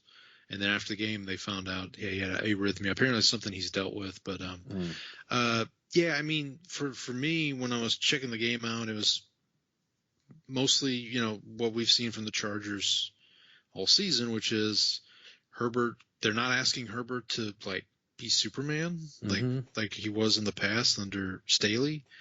They're just playing good defense, running the ball, like pretty standard football stuff, which is not surprising considering how Harbaugh coaches. I think they're another team like in the AFC that can kind of. I feel like if it's not the Chiefs who come out of the AFC this year, it's going to be one of these. I don't want to say a random team, but it's going to be one of these. There's a lot of teams in the middle. You don't see Baltimore being able to finally get over the hump. It could be, but I don't know. Like I just feel I got a feeling about the Chargers. Like they just feel like a team I think they're going to start to gel, and also too, you have to remember like they've had injuries. Like Joe Alt's been injured, Rashawn Slater's been injured, Derwin James was suspended for a game. So I don't know. I got a feeling about them. I think, but same with the Broncos too. I think the Broncos, because they kind of play similar style, right? Like they have this really good defense. Their big question obviously is Nix. If Bo Nix if Peyton can get the most out of Bo Nix, then that's obviously gonna greatly improve their chances. Yeah. Speaking of getting, I will say like the only question I have on the Chargers is like their skill position players. They're all kind of like I think they kind of like they're kind of in transition at that sort of those spots. They've got J.K. Dobbins and the remains of the Baltimore backfield from last year, and then they got Quentin Johnston and Ladd McConkey. So I think they're still trying to. I think they still need a couple more pieces from a talent standpoint, a skill position standpoint, before they're really. Would you like to know who scored their first touchdown in this game? Who is that? Last name is Vidal, Vidal. Kamani Vidal. Kamani Vidal. Yeah. Vidal. Yep. He apparently, like, I keep hearing fantasy football people say, like, "Oh yeah, pick him up. He's going to be the next whatever." So, so there's that. But yeah, like I said, I think both these teams. I think both these teams can make some noise potentially in a muddled AFC. But we'll see. We'll see as we go forward here. I mentioned getting the most out of Bo Nix. Speaking of getting the most out of a quarterback, Steelers 32, Raiders 13. Lamar Woodley's in the Lamar Woodley game. I had the Raiders plus 2.5. Sad for me. You had the Steelers minus 2.5. Good for you. This was my lock. That was your lock. Yes. So, okay, I am not a smart person, but like I saw this today that the Steelers may go to Russell Wilson this week. And my immediate thought was like, am I I think we talked about this when they played the Cowboys. I'm like, am I missing something? And then I felt somewhat vindicated because Ben Solak, who used to write for The Ringer and now works for ESPN, basically tweeted the same thing. Like, what am I missing here? Yeah.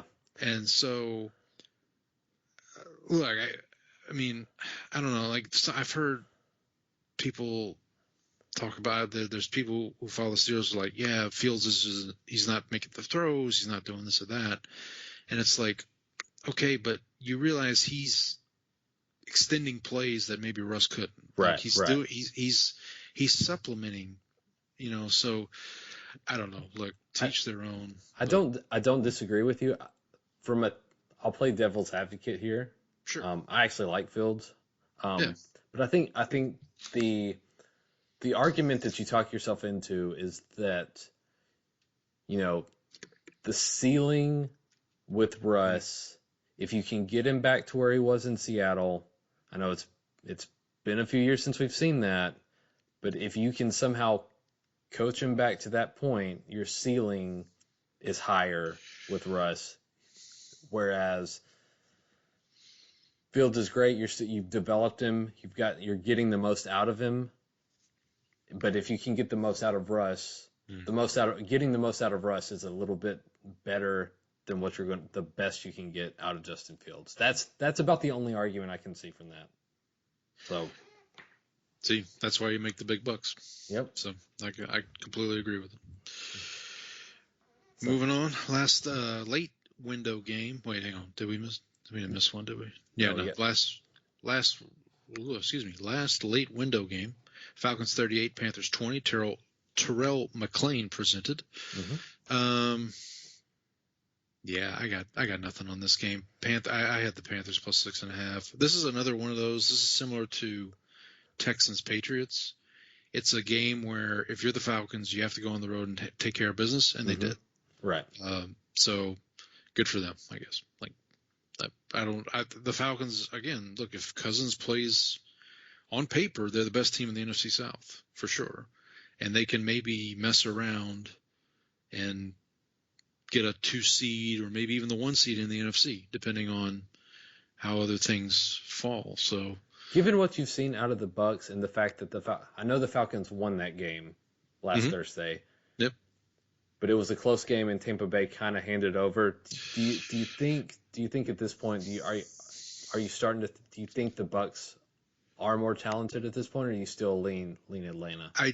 I do. Here's the problem the Bucs are going to run into. I think they're playing a first place schedule, whereas the Falcons are playing a third place schedule. Yeah. So I think that's going to we'll talk about it here in a little bit. Like we'll see.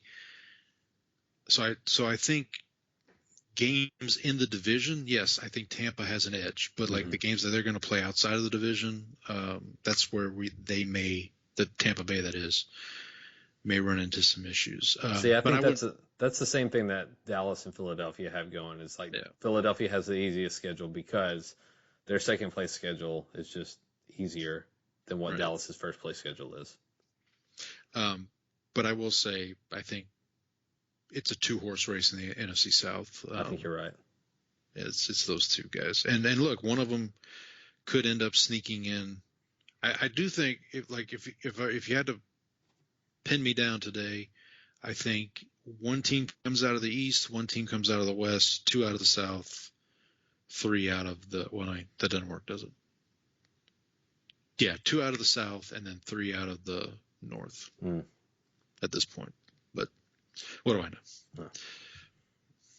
The Red Rifle can only cover up so much in Carolina, right? Look, I'm telling you right now, you put this down, mark it down. I think the Panthers beat the Saints in a couple weeks when the Saints go to Carolina. It is marked down. It is so down. Just so, yeah, I don't know. I got a bad feeling, Jerry. Speaking of the Red Rifle, his former team played on Sunday night against Danny Dimes and the Giants. Bengals 17, Giants 6 in the Shane Graham face-off. You know, Giants 7, right? Giants 7. What did I say? You said 6. Oh. I was like, did they miss the extra point? Or they needed Shane Graham. Apparently. Yeah, apparently. The Giants moved the ball a couple of times, and then just they had I think Daniel Jones had an interception in the red zone, which really cost them. I mean, this was a 10-7 game before, the Chase had that, or not Chase, Chase Brown actually had a run to kind of put it away. But until then, it was a close game, and the Giants were, I mean, they've hung tough all year. They've lost close games. They haven't been kicked around like they were last year. But they seem to just like try to take away Jamar Chase, and that was kind of their game plan, and it seemed to work for the most part. They kind of held the outside of the Joe Burrow scramble for 50 yards. They mostly held the Bengals offense in check for a while. Just didn't have enough juice in the end. Yeah, I think big takeaway for the Bengals here is their defense actually showed up. And I know Trey Hendrickson had a big game. Former Saints legend Trey Hendrickson had a big game. Look, I mean, we talked about this last week, and this will lead into my question I was going to ask when we were talking about the Cowboys. But the Bengals now, between the 2 Ravens games, so they played the Ravens the week prior, and then they've got 4 games here that are all winnable. That if they can manage to win, or 5 games, sorry, including this Giants game, has 5 games, that they can maybe win, put some wins together, and maybe steal a game at Baltimore potentially. But here's the question I was going to ask when we talk about Dak. So coming out of the Ravens game last week, there were a few talking heads on ESPN and elsewhere that were like, why are we giving Joe Burrow a pass? Mm-hmm. Like he's like, yes, his numbers are great, but like the team's not winning. So the first thought I had, being friends with you, was like, okay, if Dak was having the kind of season Burrow's having, and it's pretty comparable, honestly. Mm-hmm. If you look at the yardage, Burrow doesn't have as many interceptions, but if Dak was playing, I guess, like, what's the difference between Dak and Burrow at this point? Honestly, like they kind of had this going on. And I think the comparison was a little better in 2020, the first year that McCarthy was there. They had Mike Nolan as the defensive coordinator, and Dak was basically playing out of his mind, but he's having to play out of his mind because the defense was so bad. Right. He hasn't played as well this year, but everyone said basically, I think the criticism was like, oh, he's putting up empty yardage, like he's not winning.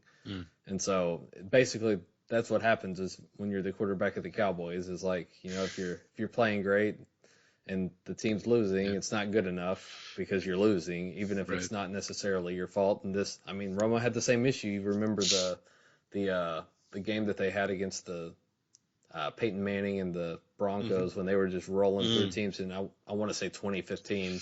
And so Romo basically goes toe-to-toe with Manning.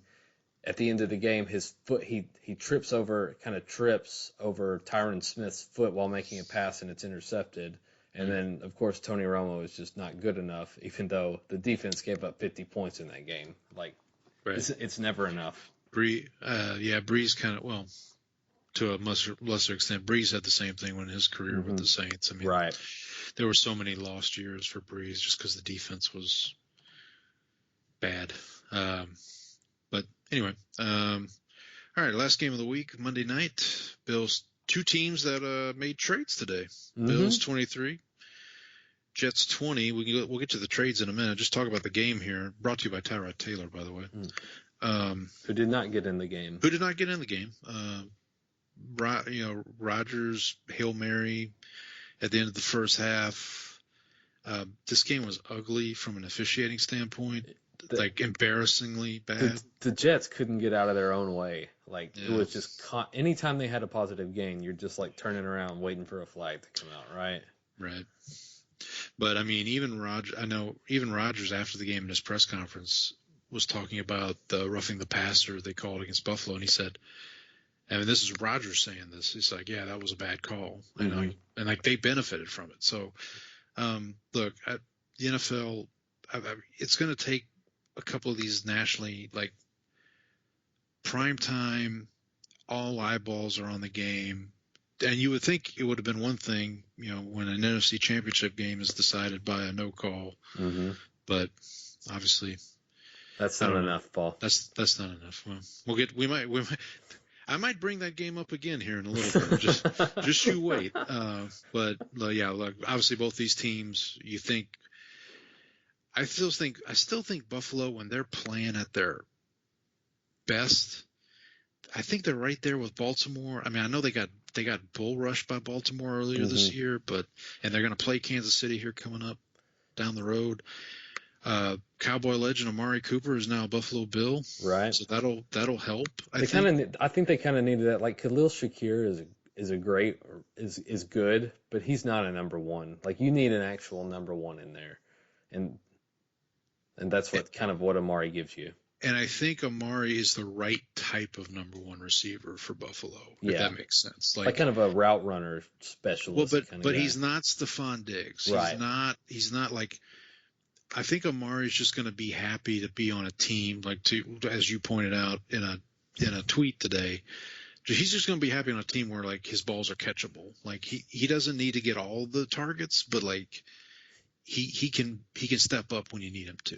His balls are catchable. I mean, that's right. That's a step up, right? That's a Blessed in Boys After Dark moment. Right. Okay.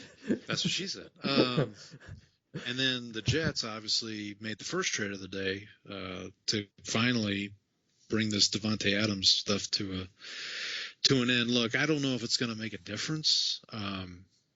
We kind of talked about this. I mean, all of a sudden his hamstring's better, obviously. Right. He will play Sunday night against Pittsburgh. So we'll see. I mean, I think at least with Garrett Wilson, I think like he's been force fed targets a lot of times, and I don't know how much. Like I know that's going from a fantasy football impact, that's probably not great because Davante's probably going to eat a bunch of those targets. But I do think that the in terms of like the quality of targets, the fact that he's not going to be going up against the number one defender on opposing defenses is probably going to be better for him. I think what we've seen from him is that he's not like this sort of truly elite wide receiver one. He's probably a very, very good wide receiver two, and I think having Davante to take attention away from him is probably better for his career from that standpoint. Just to jump back to the Bills really quick. Mm-hmm. So like you mentioned that the Bills when they're playing their best are as good as anybody. The thing with them is that there's so much. It seems that based on like kind of the talent that they've lost over the past couple of years, just due to salary cap issues or whatnot, that the difference between their floor and their ceiling has just gotten wider. Like whereas there was the low end of their low end of their talent before was a little higher, whereas now they've got they can fall farther when they're not playing their best. And then with Amari Cooper, the problem that we always had with him, like there are moments he'll have some great games, but he'll also have the moments where he just kind of disappears, and so that's kind of what you want to try to avoid. If you kind of need to feed him targets. Okay. He's not gonna be a Stephon Diggs where if he's not getting targets, he's gonna be a malcontent or blow up on the sidelines. But you need to kind of get him going to get him involved in games so that I think it's like just kind of get him into the flow of the game, if that makes sense. No, yeah, it makes perfect sense. But yeah, I think, look, obviously the AFC East, it's these two teams. All due respect to Miami, but I think, obviously they'll play each other again. The Jets, all excuses are off the table now. So it's put up or shut up time for them. Okay, moving on. Brandon, do you feel a draft coming on? I feel a draft, Paul. I feel a draft. Let's change tables. Get out of here. We have a booth. Okay, so we introduced this gimmick last week where we drafted division winners, which I think we still feel pretty good about the picks we made. I posted them on our Twitter. Well, we might revisit them from time to time just to see how we're feeling. I'm not sure how great I feel about that Eagles pick right now, based on the performance they gave against the Browns. Well, I was gonna say you probably feel good about it because you know your jinx is in. The True. jinx is in. So this week we're gonna do Coach of the Year. So obviously last week with the division winners, that's kind of easy to grade. They either win the division or they don't. With this one, I think what we'll probably end up doing is if we're going to pick 4 coaches each. If for some reason the coach of the year is not one of these 8, then we'll just kind of go based on how many did we have in the like the votes. We can go. I like the votes, yeah. Yeah, probably. But basically, whichever one of us picks the coach of the year, they win. Right. Pretty much this category. I'm gonna let's do it this way. I will give you the choice if you want to go first or second, based on the fact that obviously both our teams lost, but you won more head-to-head picks this week. So I will give you. It's kind of like the coin flip at the beginning of the game. I will give you the choice. Do you want to go first or second? I'm going to let you go first this time. I want to see who you take off the board first. Okay. So we'll do it snake fashion like we did last week. So I will go first, then you will go second and third, and then I will go fourth and fifth, and then so on and so forth. All right. Okay. So for my first pick for Coach of the Year, I think I'm going to go with Kevin O'Connell. I think that's the right pick. Of the Minnesota Vikings. Obviously they're 5-0. He's getting, I would say, the best you can probably hope for out of Sam Darnold at this point. I'm kind of interested. We might need to keep an eye on this. Obviously, they drafted J.J. McCarthy, but he's out for the season with the ACL injury. He looked good in the preseason for what it's worth. I'm interested to see what happens in the offseason. If Darnold keeps this pace up, plays well, I think he's going to probably be – I don't think he's under contract next year. I think this is kind of a prove-it deal for him. So if he keeps this up and then maybe, he goes somewhere else next year. Maybe the Saints. Nah, I don't know.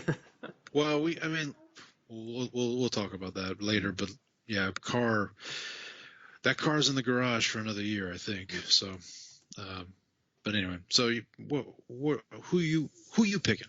All right, I think there's 3 guys that I kind of like here. All right, so I'm going to take Dan Quinn for Washington. Ooh, okay. I think that's good. Yeah, that's a good. I was kind of hoping he could be a back sneaky pick for me later, but yeah, I just think if you take a rookie quarterback, you're coming in, you're the new coach, you have a rookie quarterback, you end up turning the team around and winning the division. Like I think that's kind of the story, a good story that ends up winning that award a lot. So I'm going to go with him. Yeah. And then there's two other guys that I have here. I think one of them might come back around to me. Okay. I am going to take Jim Harbaugh for the Bolts. Yeah, you took 2 of my guys there. Those were 2 that I was targeting. I mean, Harbaugh's won. Jim Harbaugh's won it. He's won it before, right? I think so with the 49ers. With the 49ers in 2011, right? That season. Okay, well, you screwed me again, Costanza. So let me see here. I'm gonna. Okay, so I've got 2 picks now. I think there's a couple. I would say, fairly obvious choices. I'm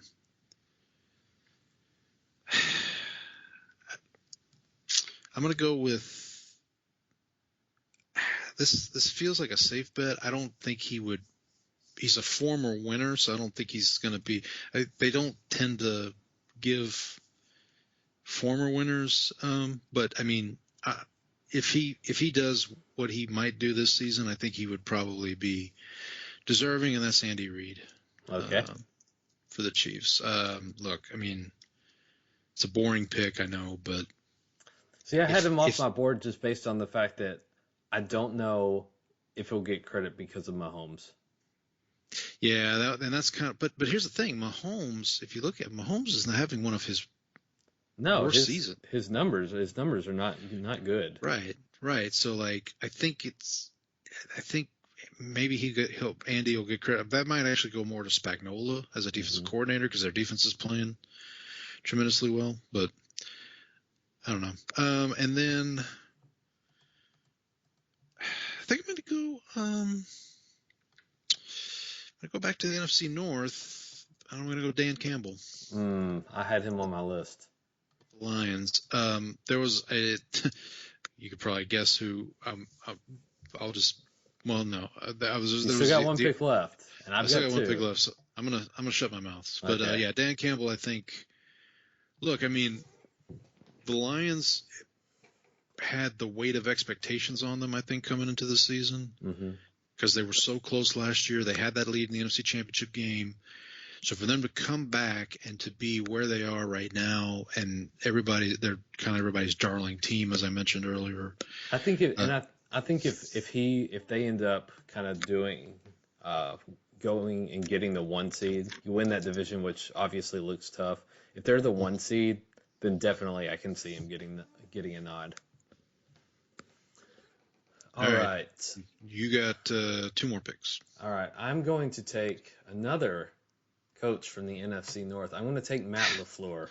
That was who I was debating on. Yeah, Matt LaFleur. So that was who I mentioned when I said I think this one guy may come back around to me. Okay. LaFleur was him. Just what he does on offense, the fact that he was able to take Malik Willis and go 2-0 was big. And what they've done since then. I think a lot of this is going to come down to who ends up winning the NFC North. Like, that's going to be a tough division, so the coach that ends up winning it has a pretty good shot. Yeah. So just seems like a good gamble to make. And so Eberflus, right? You're going to go Eberflus for your last pick? I'm going to say I actually considered it, but the one that I'm going to take here. Let me see. I don't think he's won. Okay. No, Sirianni has not won. Go ahead and lock it in. All right. So, if this coach does what is possible, which is one of the things that we talked about, if he's able to get this team back from 1-4 into the playoffs, Zach Taylor for the Bengals. Okay. I think it's a long. I think sneaky one. I think it's a long shot, but I think if he's able to kind of overcome what the hole that they dug themselves into, like, you can make an argument that he's the coach of the year. That's a sneaky one. So real quick on the LaFleur pick. Mm-hmm. When I first thought of this exercise, he was the first coach I thought of because that was right after they had gone 2-0 with Willis, and I'm like, man, this guy's. It's kind of surprising that he hasn't won it already, but I think he probably didn't get enough credit with Rodgers, which is the curse of the Rodgers coach. Yeah. So this So I like the Zach Taylor pick because what I was hoping we would do is we'd have at least one pick that was kind of off the wall. Mm-hmm. That was kind of like nobody's really thinking about, which I think Zach Taylor falls in that category. And I'm going to go with somebody who's going to fall in that category too. You're going to think I'm a homer for this. I'm going Sean Payton. Really? With the Broncos. I can see that. Again, you talked about with Dan Quinn, rookie quarterback that you lead to. I don't think the Broncos can win the AFC West. I'm not going to go that far. But if the Broncos can somehow sneak in the playoffs in the AFC with Bo Nix as their quarterback, and look, Peyton's won the award before, as when he was that was back in 2006 with his first year with the Saints. I think he could sneak. I think he's going to be sneak. And again, look, a lot of this depends on. I'm pretty sure. Like if you gave me like a what's more likely, I would say the winner of this award comes out of the NFC North. Absolutely. I'd like what you pointed to. But yeah, look, I think if you're looking for a team that nobody's kind of thinking about right now, the Broncos could be one of those teams. And then also too, I'll just throw this out there: like if the Dolphins somehow turn their season around, McDaniel should be obviously in this conversation as well too. Well, so there's one other guy that I kind of considered from the North, but not the NFC North, but Mike Tomlin. Yeah, he was on my list too, and he's another one. We talked about like people kind of. Like Burrow getting too much credit. I heard this Mike Tomlin narrative about Mike Tomlin's not as good as everybody says he is. Like, yeah, he's never had a losing season, but I think you and I maybe had this conversation on a previous episode, but like Tomlin's floor is very high, but that ceiling's bumping up against the floor a lot of times. So he has. I think the thing that's kind of held him back is he's not made the best decisions when it's come to offensive coordinators. Like, look at what they were doing before. They brought in Arthur Smith from the Falcons. Yep. And then before that, it was Matt Canada. It's just like completely uninspired choices. And I think he's kind of fallen victim to that. And I don't know what the process is there for hiring offensive coaches, but it doesn't seem like they've optimized their offense. So it's a situation where you're either going to give him credit for winning with maybe not the best quarterback versus, well, at some point, could he just get a good quarterback? Right. Like we wouldn't have this problem. Well, it seems like he might be on his way to having a decent quarterback. He may actually have two decent quarterbacks. Yeah, but if you've got two quarterbacks, you don't have one, right? Right. That's the old saying. Okay, so let's recap real quick. I'll just recap my picks. I have Kevin O'Connell from the Vikings, Andy Reid from the Chiefs, Dan Campbell from the Lions, and Sean Payton from the Broncos. I have Dan Quinn from the Commies, Jim Harbaugh for the Chargers, Matt LaFleur and the Packers, and Zach Taylor of the Bengals. Dan Quinn is not a commie. This guy's a commie and he's spreading propaganda. Always comes back to Seinfeld, ladies and gentlemen. Always. All right. Let's get to the week. Was it week 7? Week 7 coming up. 2 teams on a bye.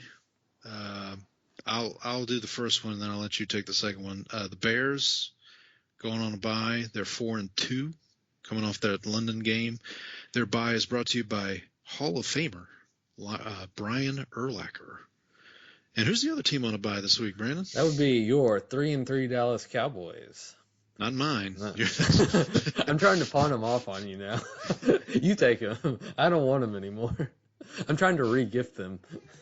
There you go. It's like a label. Wait, he said the name of the gift? He repeated the name of the gift? Oh, a label maker. So the Cowboys bye week is brought to you by Devontae Holloman. Had a standout preseason one year. Just I want to say a 6th-round pick out of. Oh, now I'm gonna have to look it up. Yeah, I was trying to. When I saw this name, I was like, it rang a bell, but not a Le'Veon Bell. No. So drafted out of South Carolina in the Okay. 6th round. He was a standout, had a great preseason, was really looking forward to what he would bring to the table. And then just unfortunately had a neck injury, just kind of cut short his career really early. So he just had had a neck injury early in the season and then just ended up having to retire just for health reason. So Devontae Holloman, a man of what could have been. Was he on South Carolina's team the same time as Clowney? Were they like Let's see. fairly close? Do you remember? 2013. Clowney was drafted in 2014, so yeah, that would have aligned. The Okay, timeline. so yeah, that would have. So he would have been on the Clowney team when Clowney knocked the de-helmeted guy's the guy, helmet yes. off. Yeah, for Michigan. Okay, old ball coaching South 5 and Carolina at 11, the time. not very good. Okay. All right. Thursday Night Football. Saints are wearing black because they're going to a funeral. It's probably their own. Broncos are coming in. Drew Brees is going to be honored in the Ring of Honor. Sean Payton. Again, Sean, if you're listening to this, because I know you probably are, just do us a favor and just put us out of our misery, please. My hope is that Friday morning I get to see a tweet drop that says Dennis Allen is no longer the head coach of the New Orleans Saints. But by the way, this game brought to you by Saints Super Bowl legend Tracy Porter. Can I give a quick Tracy Porter story? Absolutely. So, as we all know, Tracy Porter had 2 of the biggest interceptions in the history of the Saints. One in the NFC Championship game against Brett Favre, the other against Peyton Manning in the Super Bowl that he ran back for a touchdown. When my wife and I got married, my groomsman's cake was 2-tiered, and there were these pillars that separated the 2 tiers, and they said, okay, well on the pillars we could put like little jerseys with numbers. What numbers do you want to put on the jerseys? And I said, well, obviously 9 for Drew Brees, and the other one was 22 for Tracy Porter. So shout out to him. He might actually be at the game. I don't know. I think he lives in New Orleans, or he grew up in New Orleans, so maybe he'll be there too. All right, Sunday early game. We're in London again. I think this is the last London game. After this one, hopefully it is the last one. Patriots at Jaguars. Oh, sorry, real quick, going back to the Thursday game. Saints are getting 1.5 points. You and I are both laying the 1.5 with the Broncos. Yep. All right, back across the pond, London. Dante Moncrief presenting Patriots, Jaguars. Jaguars -5.5. That is way too many points for the Jaguars to be giving anybody. Even a rookie quarterback. Even a rookie quarterback, because we love the Drake here. We love the Drake. At Bless Them Boys. So we're both taking the 5.5 with the Patriots. Anything about this game you want to? Why do we keep exporting the Jaguars to London? I don't know. Do we really hate them that much? I mean, we poured their tea into the harbor. Do we really need to keep going on and on about it? To quote Annie Agar, Twitter, she said, "This is the worst thing we've done to the British since the War of 1812." So, all right, another Saints legend, Teddy Bridgewater, presents maybe the game of the week. Lions at Vikings is probably the most important game of the week. This is battle for first, really, in the NFC North. I'm really kind of surprised that, well, I guess when the schedule's made, this game is already scheduled at noon, right? It's Right. not, so that's the reason this is at noon instead of in the prime 3:25 window, if it's an afternoon game. Yeah, and I know we talked about the Commanders game next week being flexed. I guess they just didn't have enough time to get this one flexed. You and I are both on the Vikings -2.5. This is a show me game, I think, for the Vikings. I know they've already beaten the Packers in Green Bay, but like this is a game where defending division champs, the Lions are coming in. Coming in. They're coming in hot off of that big win against Dallas. Vikings are coming off a bye. Should be well rested. We'll see. And then obviously we'll see what the Lions defense is without Hutchinson. Maybe this is one of those things where game goes sideways on them, and then Monday morning they're trading for Hassan Reddick or somebody. Yeah, and I think the buy is part of it. I think just kind of leaning into. I think a lot of people will be on Detroit plus the 2.5 just based on this week, and so it's kind of like let's see, let's see how this plays out. I think so. I think I'd kind of lean into the contrarian take, and the Flores defense is probably going to have a little bit better luck stopping the Lions as opposed to a Cowboys defense where their defensive tackles can't get any push up the middle and their defensive ends are all hurt. All right. Amon Green presents Texans at Packers. Packers laying 2.5. We're both on the Packers for this one. Again, we talked about it earlier. Let's see what the Texans have, right? Mm-hmm. They can go on the road against a very good NFC team. Might come down to which quarterback makes the fewest mistakes, right? Between Stroud and Love. This is one of those, you don't see this game every year. Obviously, AFC versus NFC. I bet you this might end up being the game. There's a couple contenders here for game of the week. This is actually a good slate. I'm actually really glad that the Cowboys don't play, so I can actually enjoy watching the games instead of just panicking over my own team's performance. And the Saints will have already ruined my Thursday, so they can't ruin my Sunday. Yeah, there you go.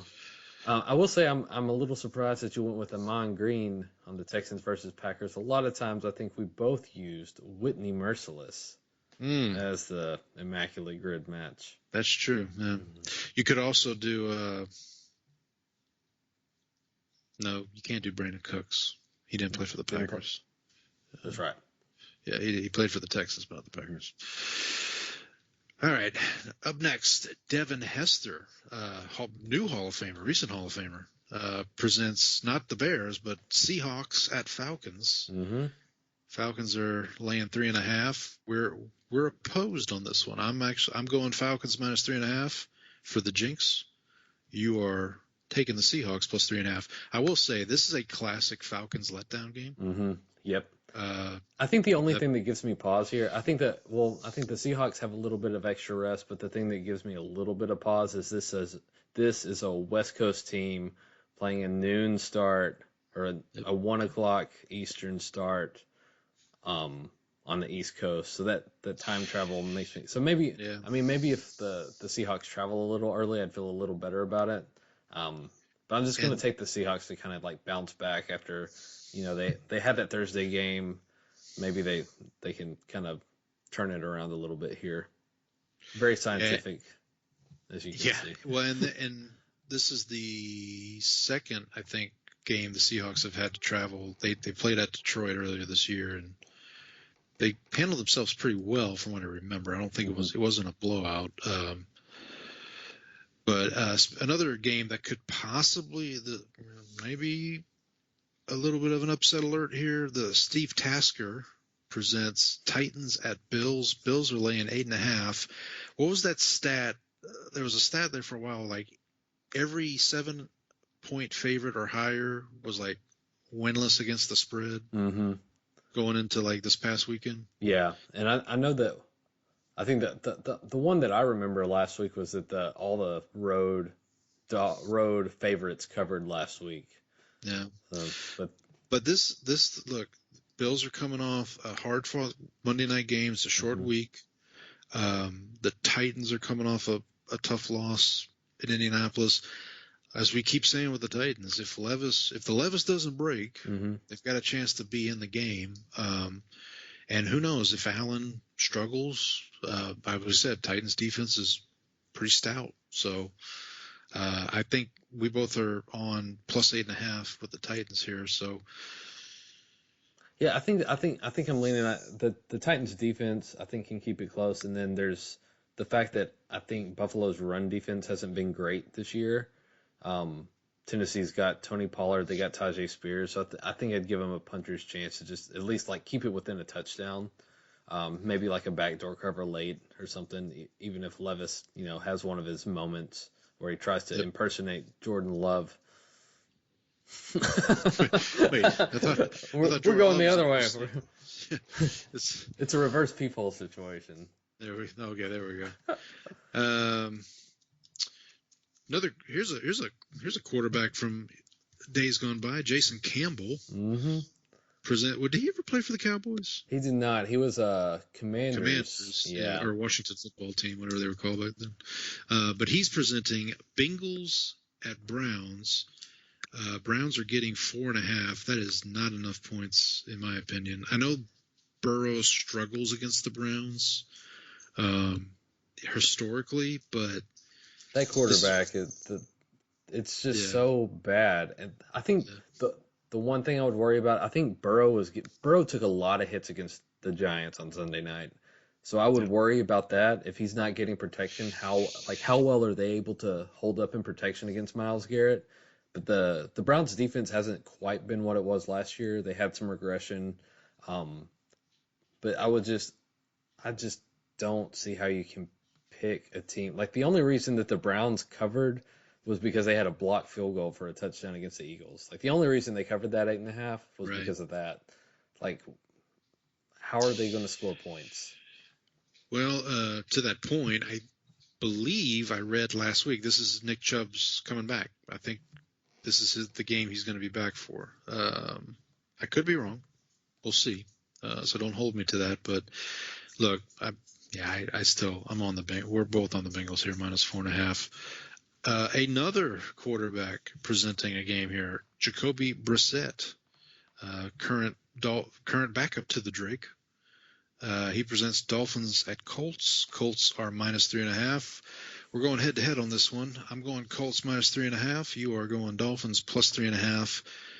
Look, if Flacco's playing, I'm all in on the Colts. If it's Richardson, maybe not so much. But I just don't have a good feel for the Dolphins right now.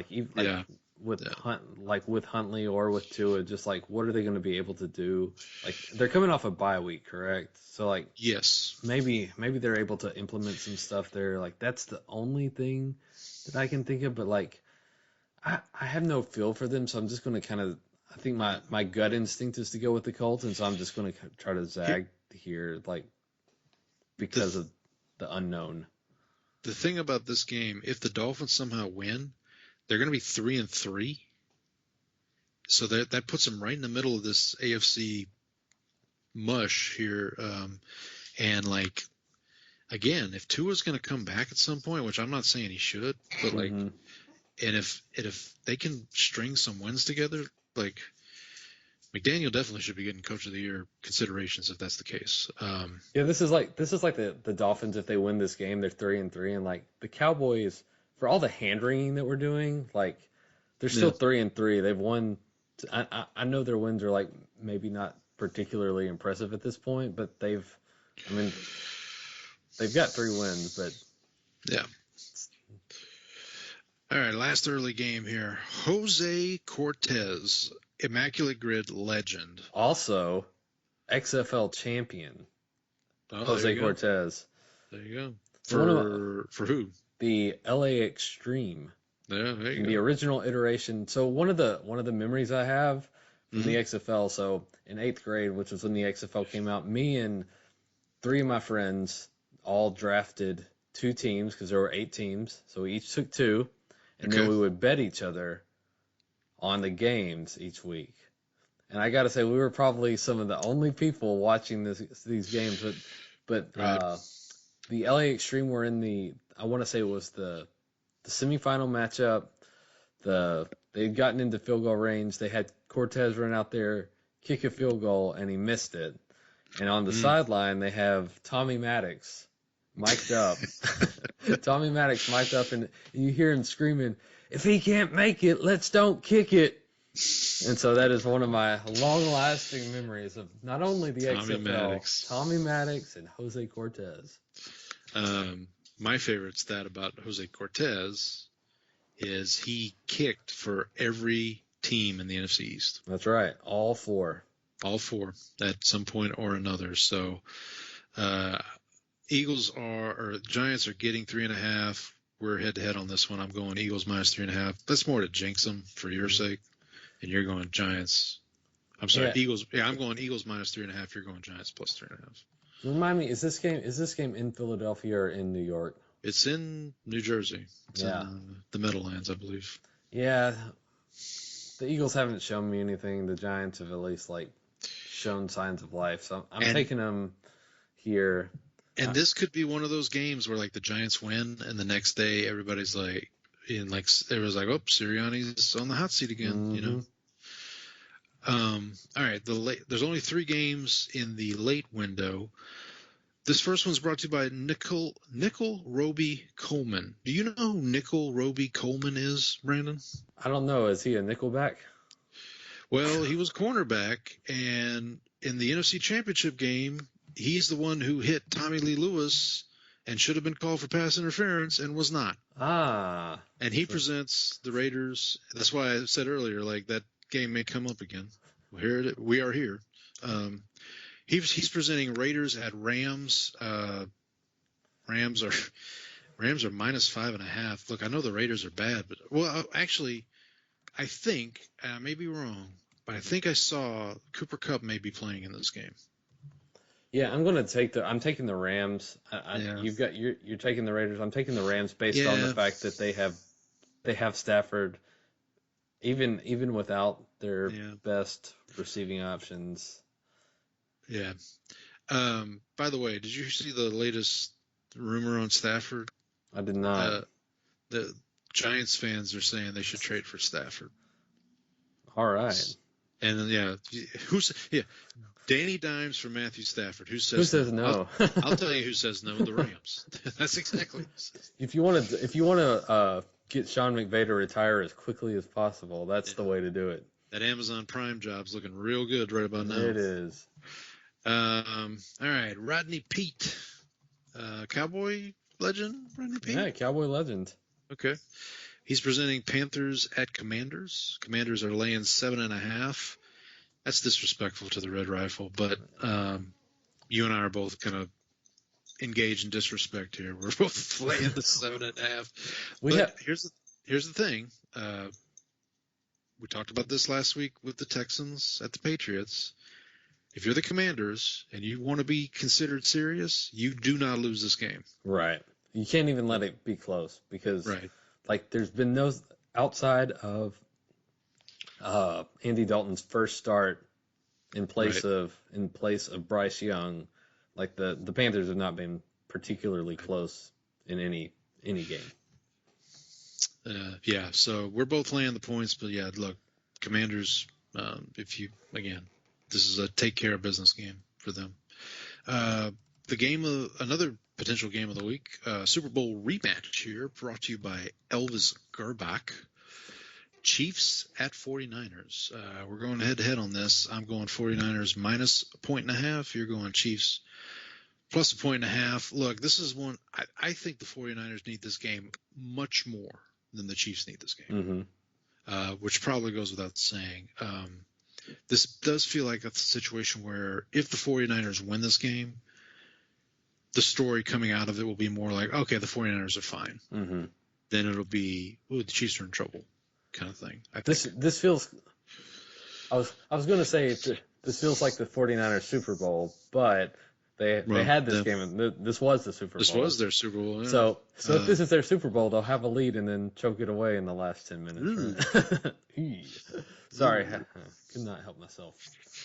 Yeah, I'm going to take the Chiefs. Just I know they don't have the weapons. I know San Francisco will be playing extra. They're probably motivated. I know we don't really always like to use the motivation factor for but this seems like one where they'll want it. But I'm just if I pick against Mahomes getting points, I'm just gonna beat myself up.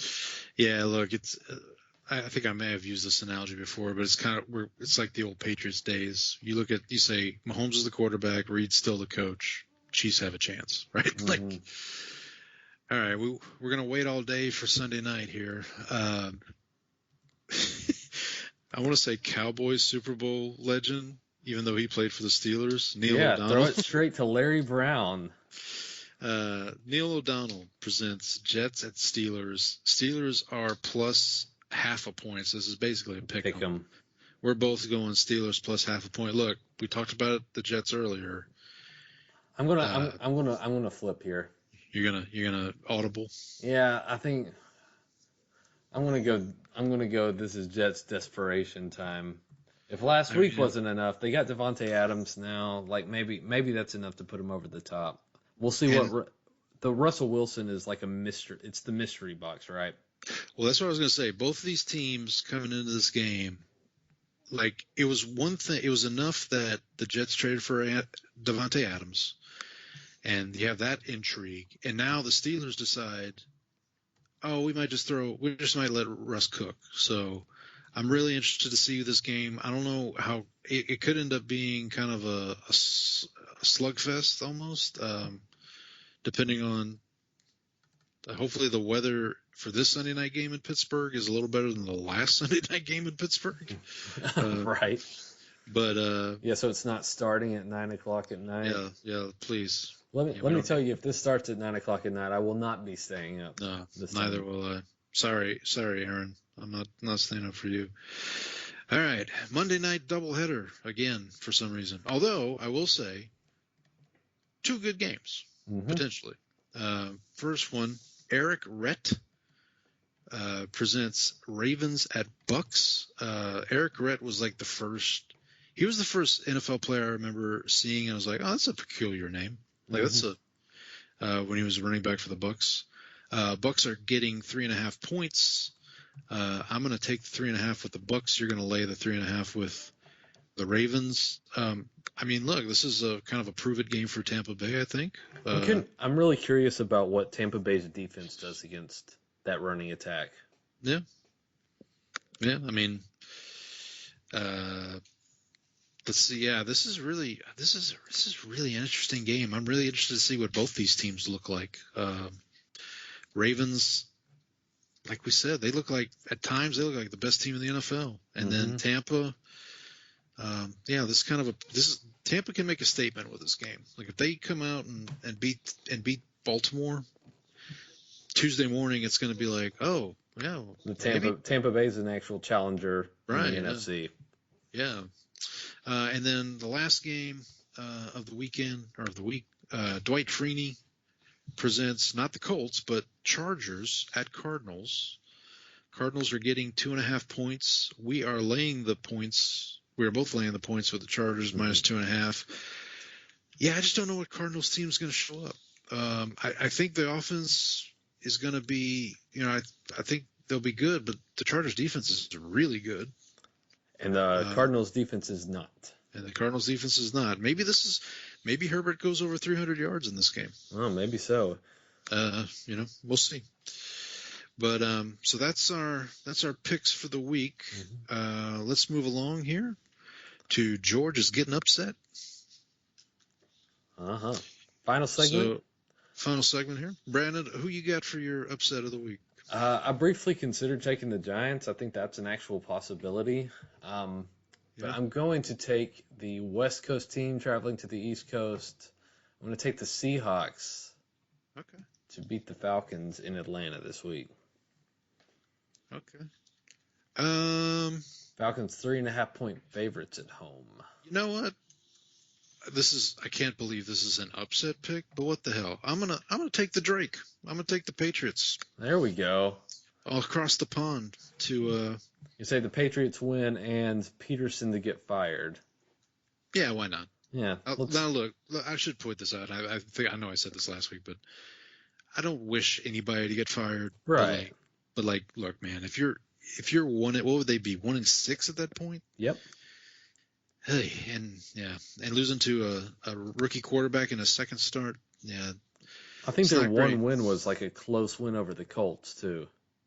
Yeah, it was the Flacco. It was it was that game. Yeah, it was the game where Brian Thomas had like an 80-yard touchdown. Mm-hmm. Yeah, and Flacco almost brought the Colts. Oh yeah, and Tank Bigsby had like 2 giant rushing touchdowns as well. Right, that was the Tank Bigsby when you were mad at Tank Bigsby because he took. Yeah. Oh, it didn't end there because that prompted me to start him this week in place of. Let me tell you, St. Bixby did not do anything this week. It was like the Raiders screwing up the survivor pool 2 weeks in a row by beating Baltimore and then losing to Carolina. Exactly. Yeah. All right. And then last but not least, our Jerry, it's a lock. Brandon, who you got? So I'm going to pray that the Panthers do not screw up this for my survivor pool. I'm going to take the commies to beat the Panthers. How about you, Paul? This is. Oh man, I really should. You know what? Screw it. I'm gonna do this. My lock of the week is Broncos over the Saints. Oh man, I should have taken the Lions last week. Oh, and listen, this is not me trying to jinx. Honestly, I really honestly think the Broncos. Look, their defense is really good. Rattlers, we saw them last week get rattled, no pun intended. And I just think if Peyton can run up the score, he's going to do it. So we'll see. We'll see how smart we are. I will say, the one thing for last week, since pretty much all the favorites won. Yep. The result of that is that nobody in the survivor pool, there were like 500 people eliminated out of 20,000 left. Right. It was like nothing. So. Yep. All right. So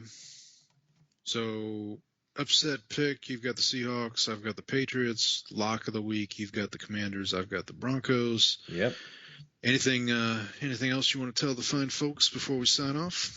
No, I'm thankful that it's the Cowboys bye week so I can actually enjoy football for once. Yeah, Saints kind of have a mini bye week. Like I said, they can only ruin my Thursday, not my Sunday. So, All right. Well, until next time, boys and girls, we'll see you then. And happy football, everyone. Happy football.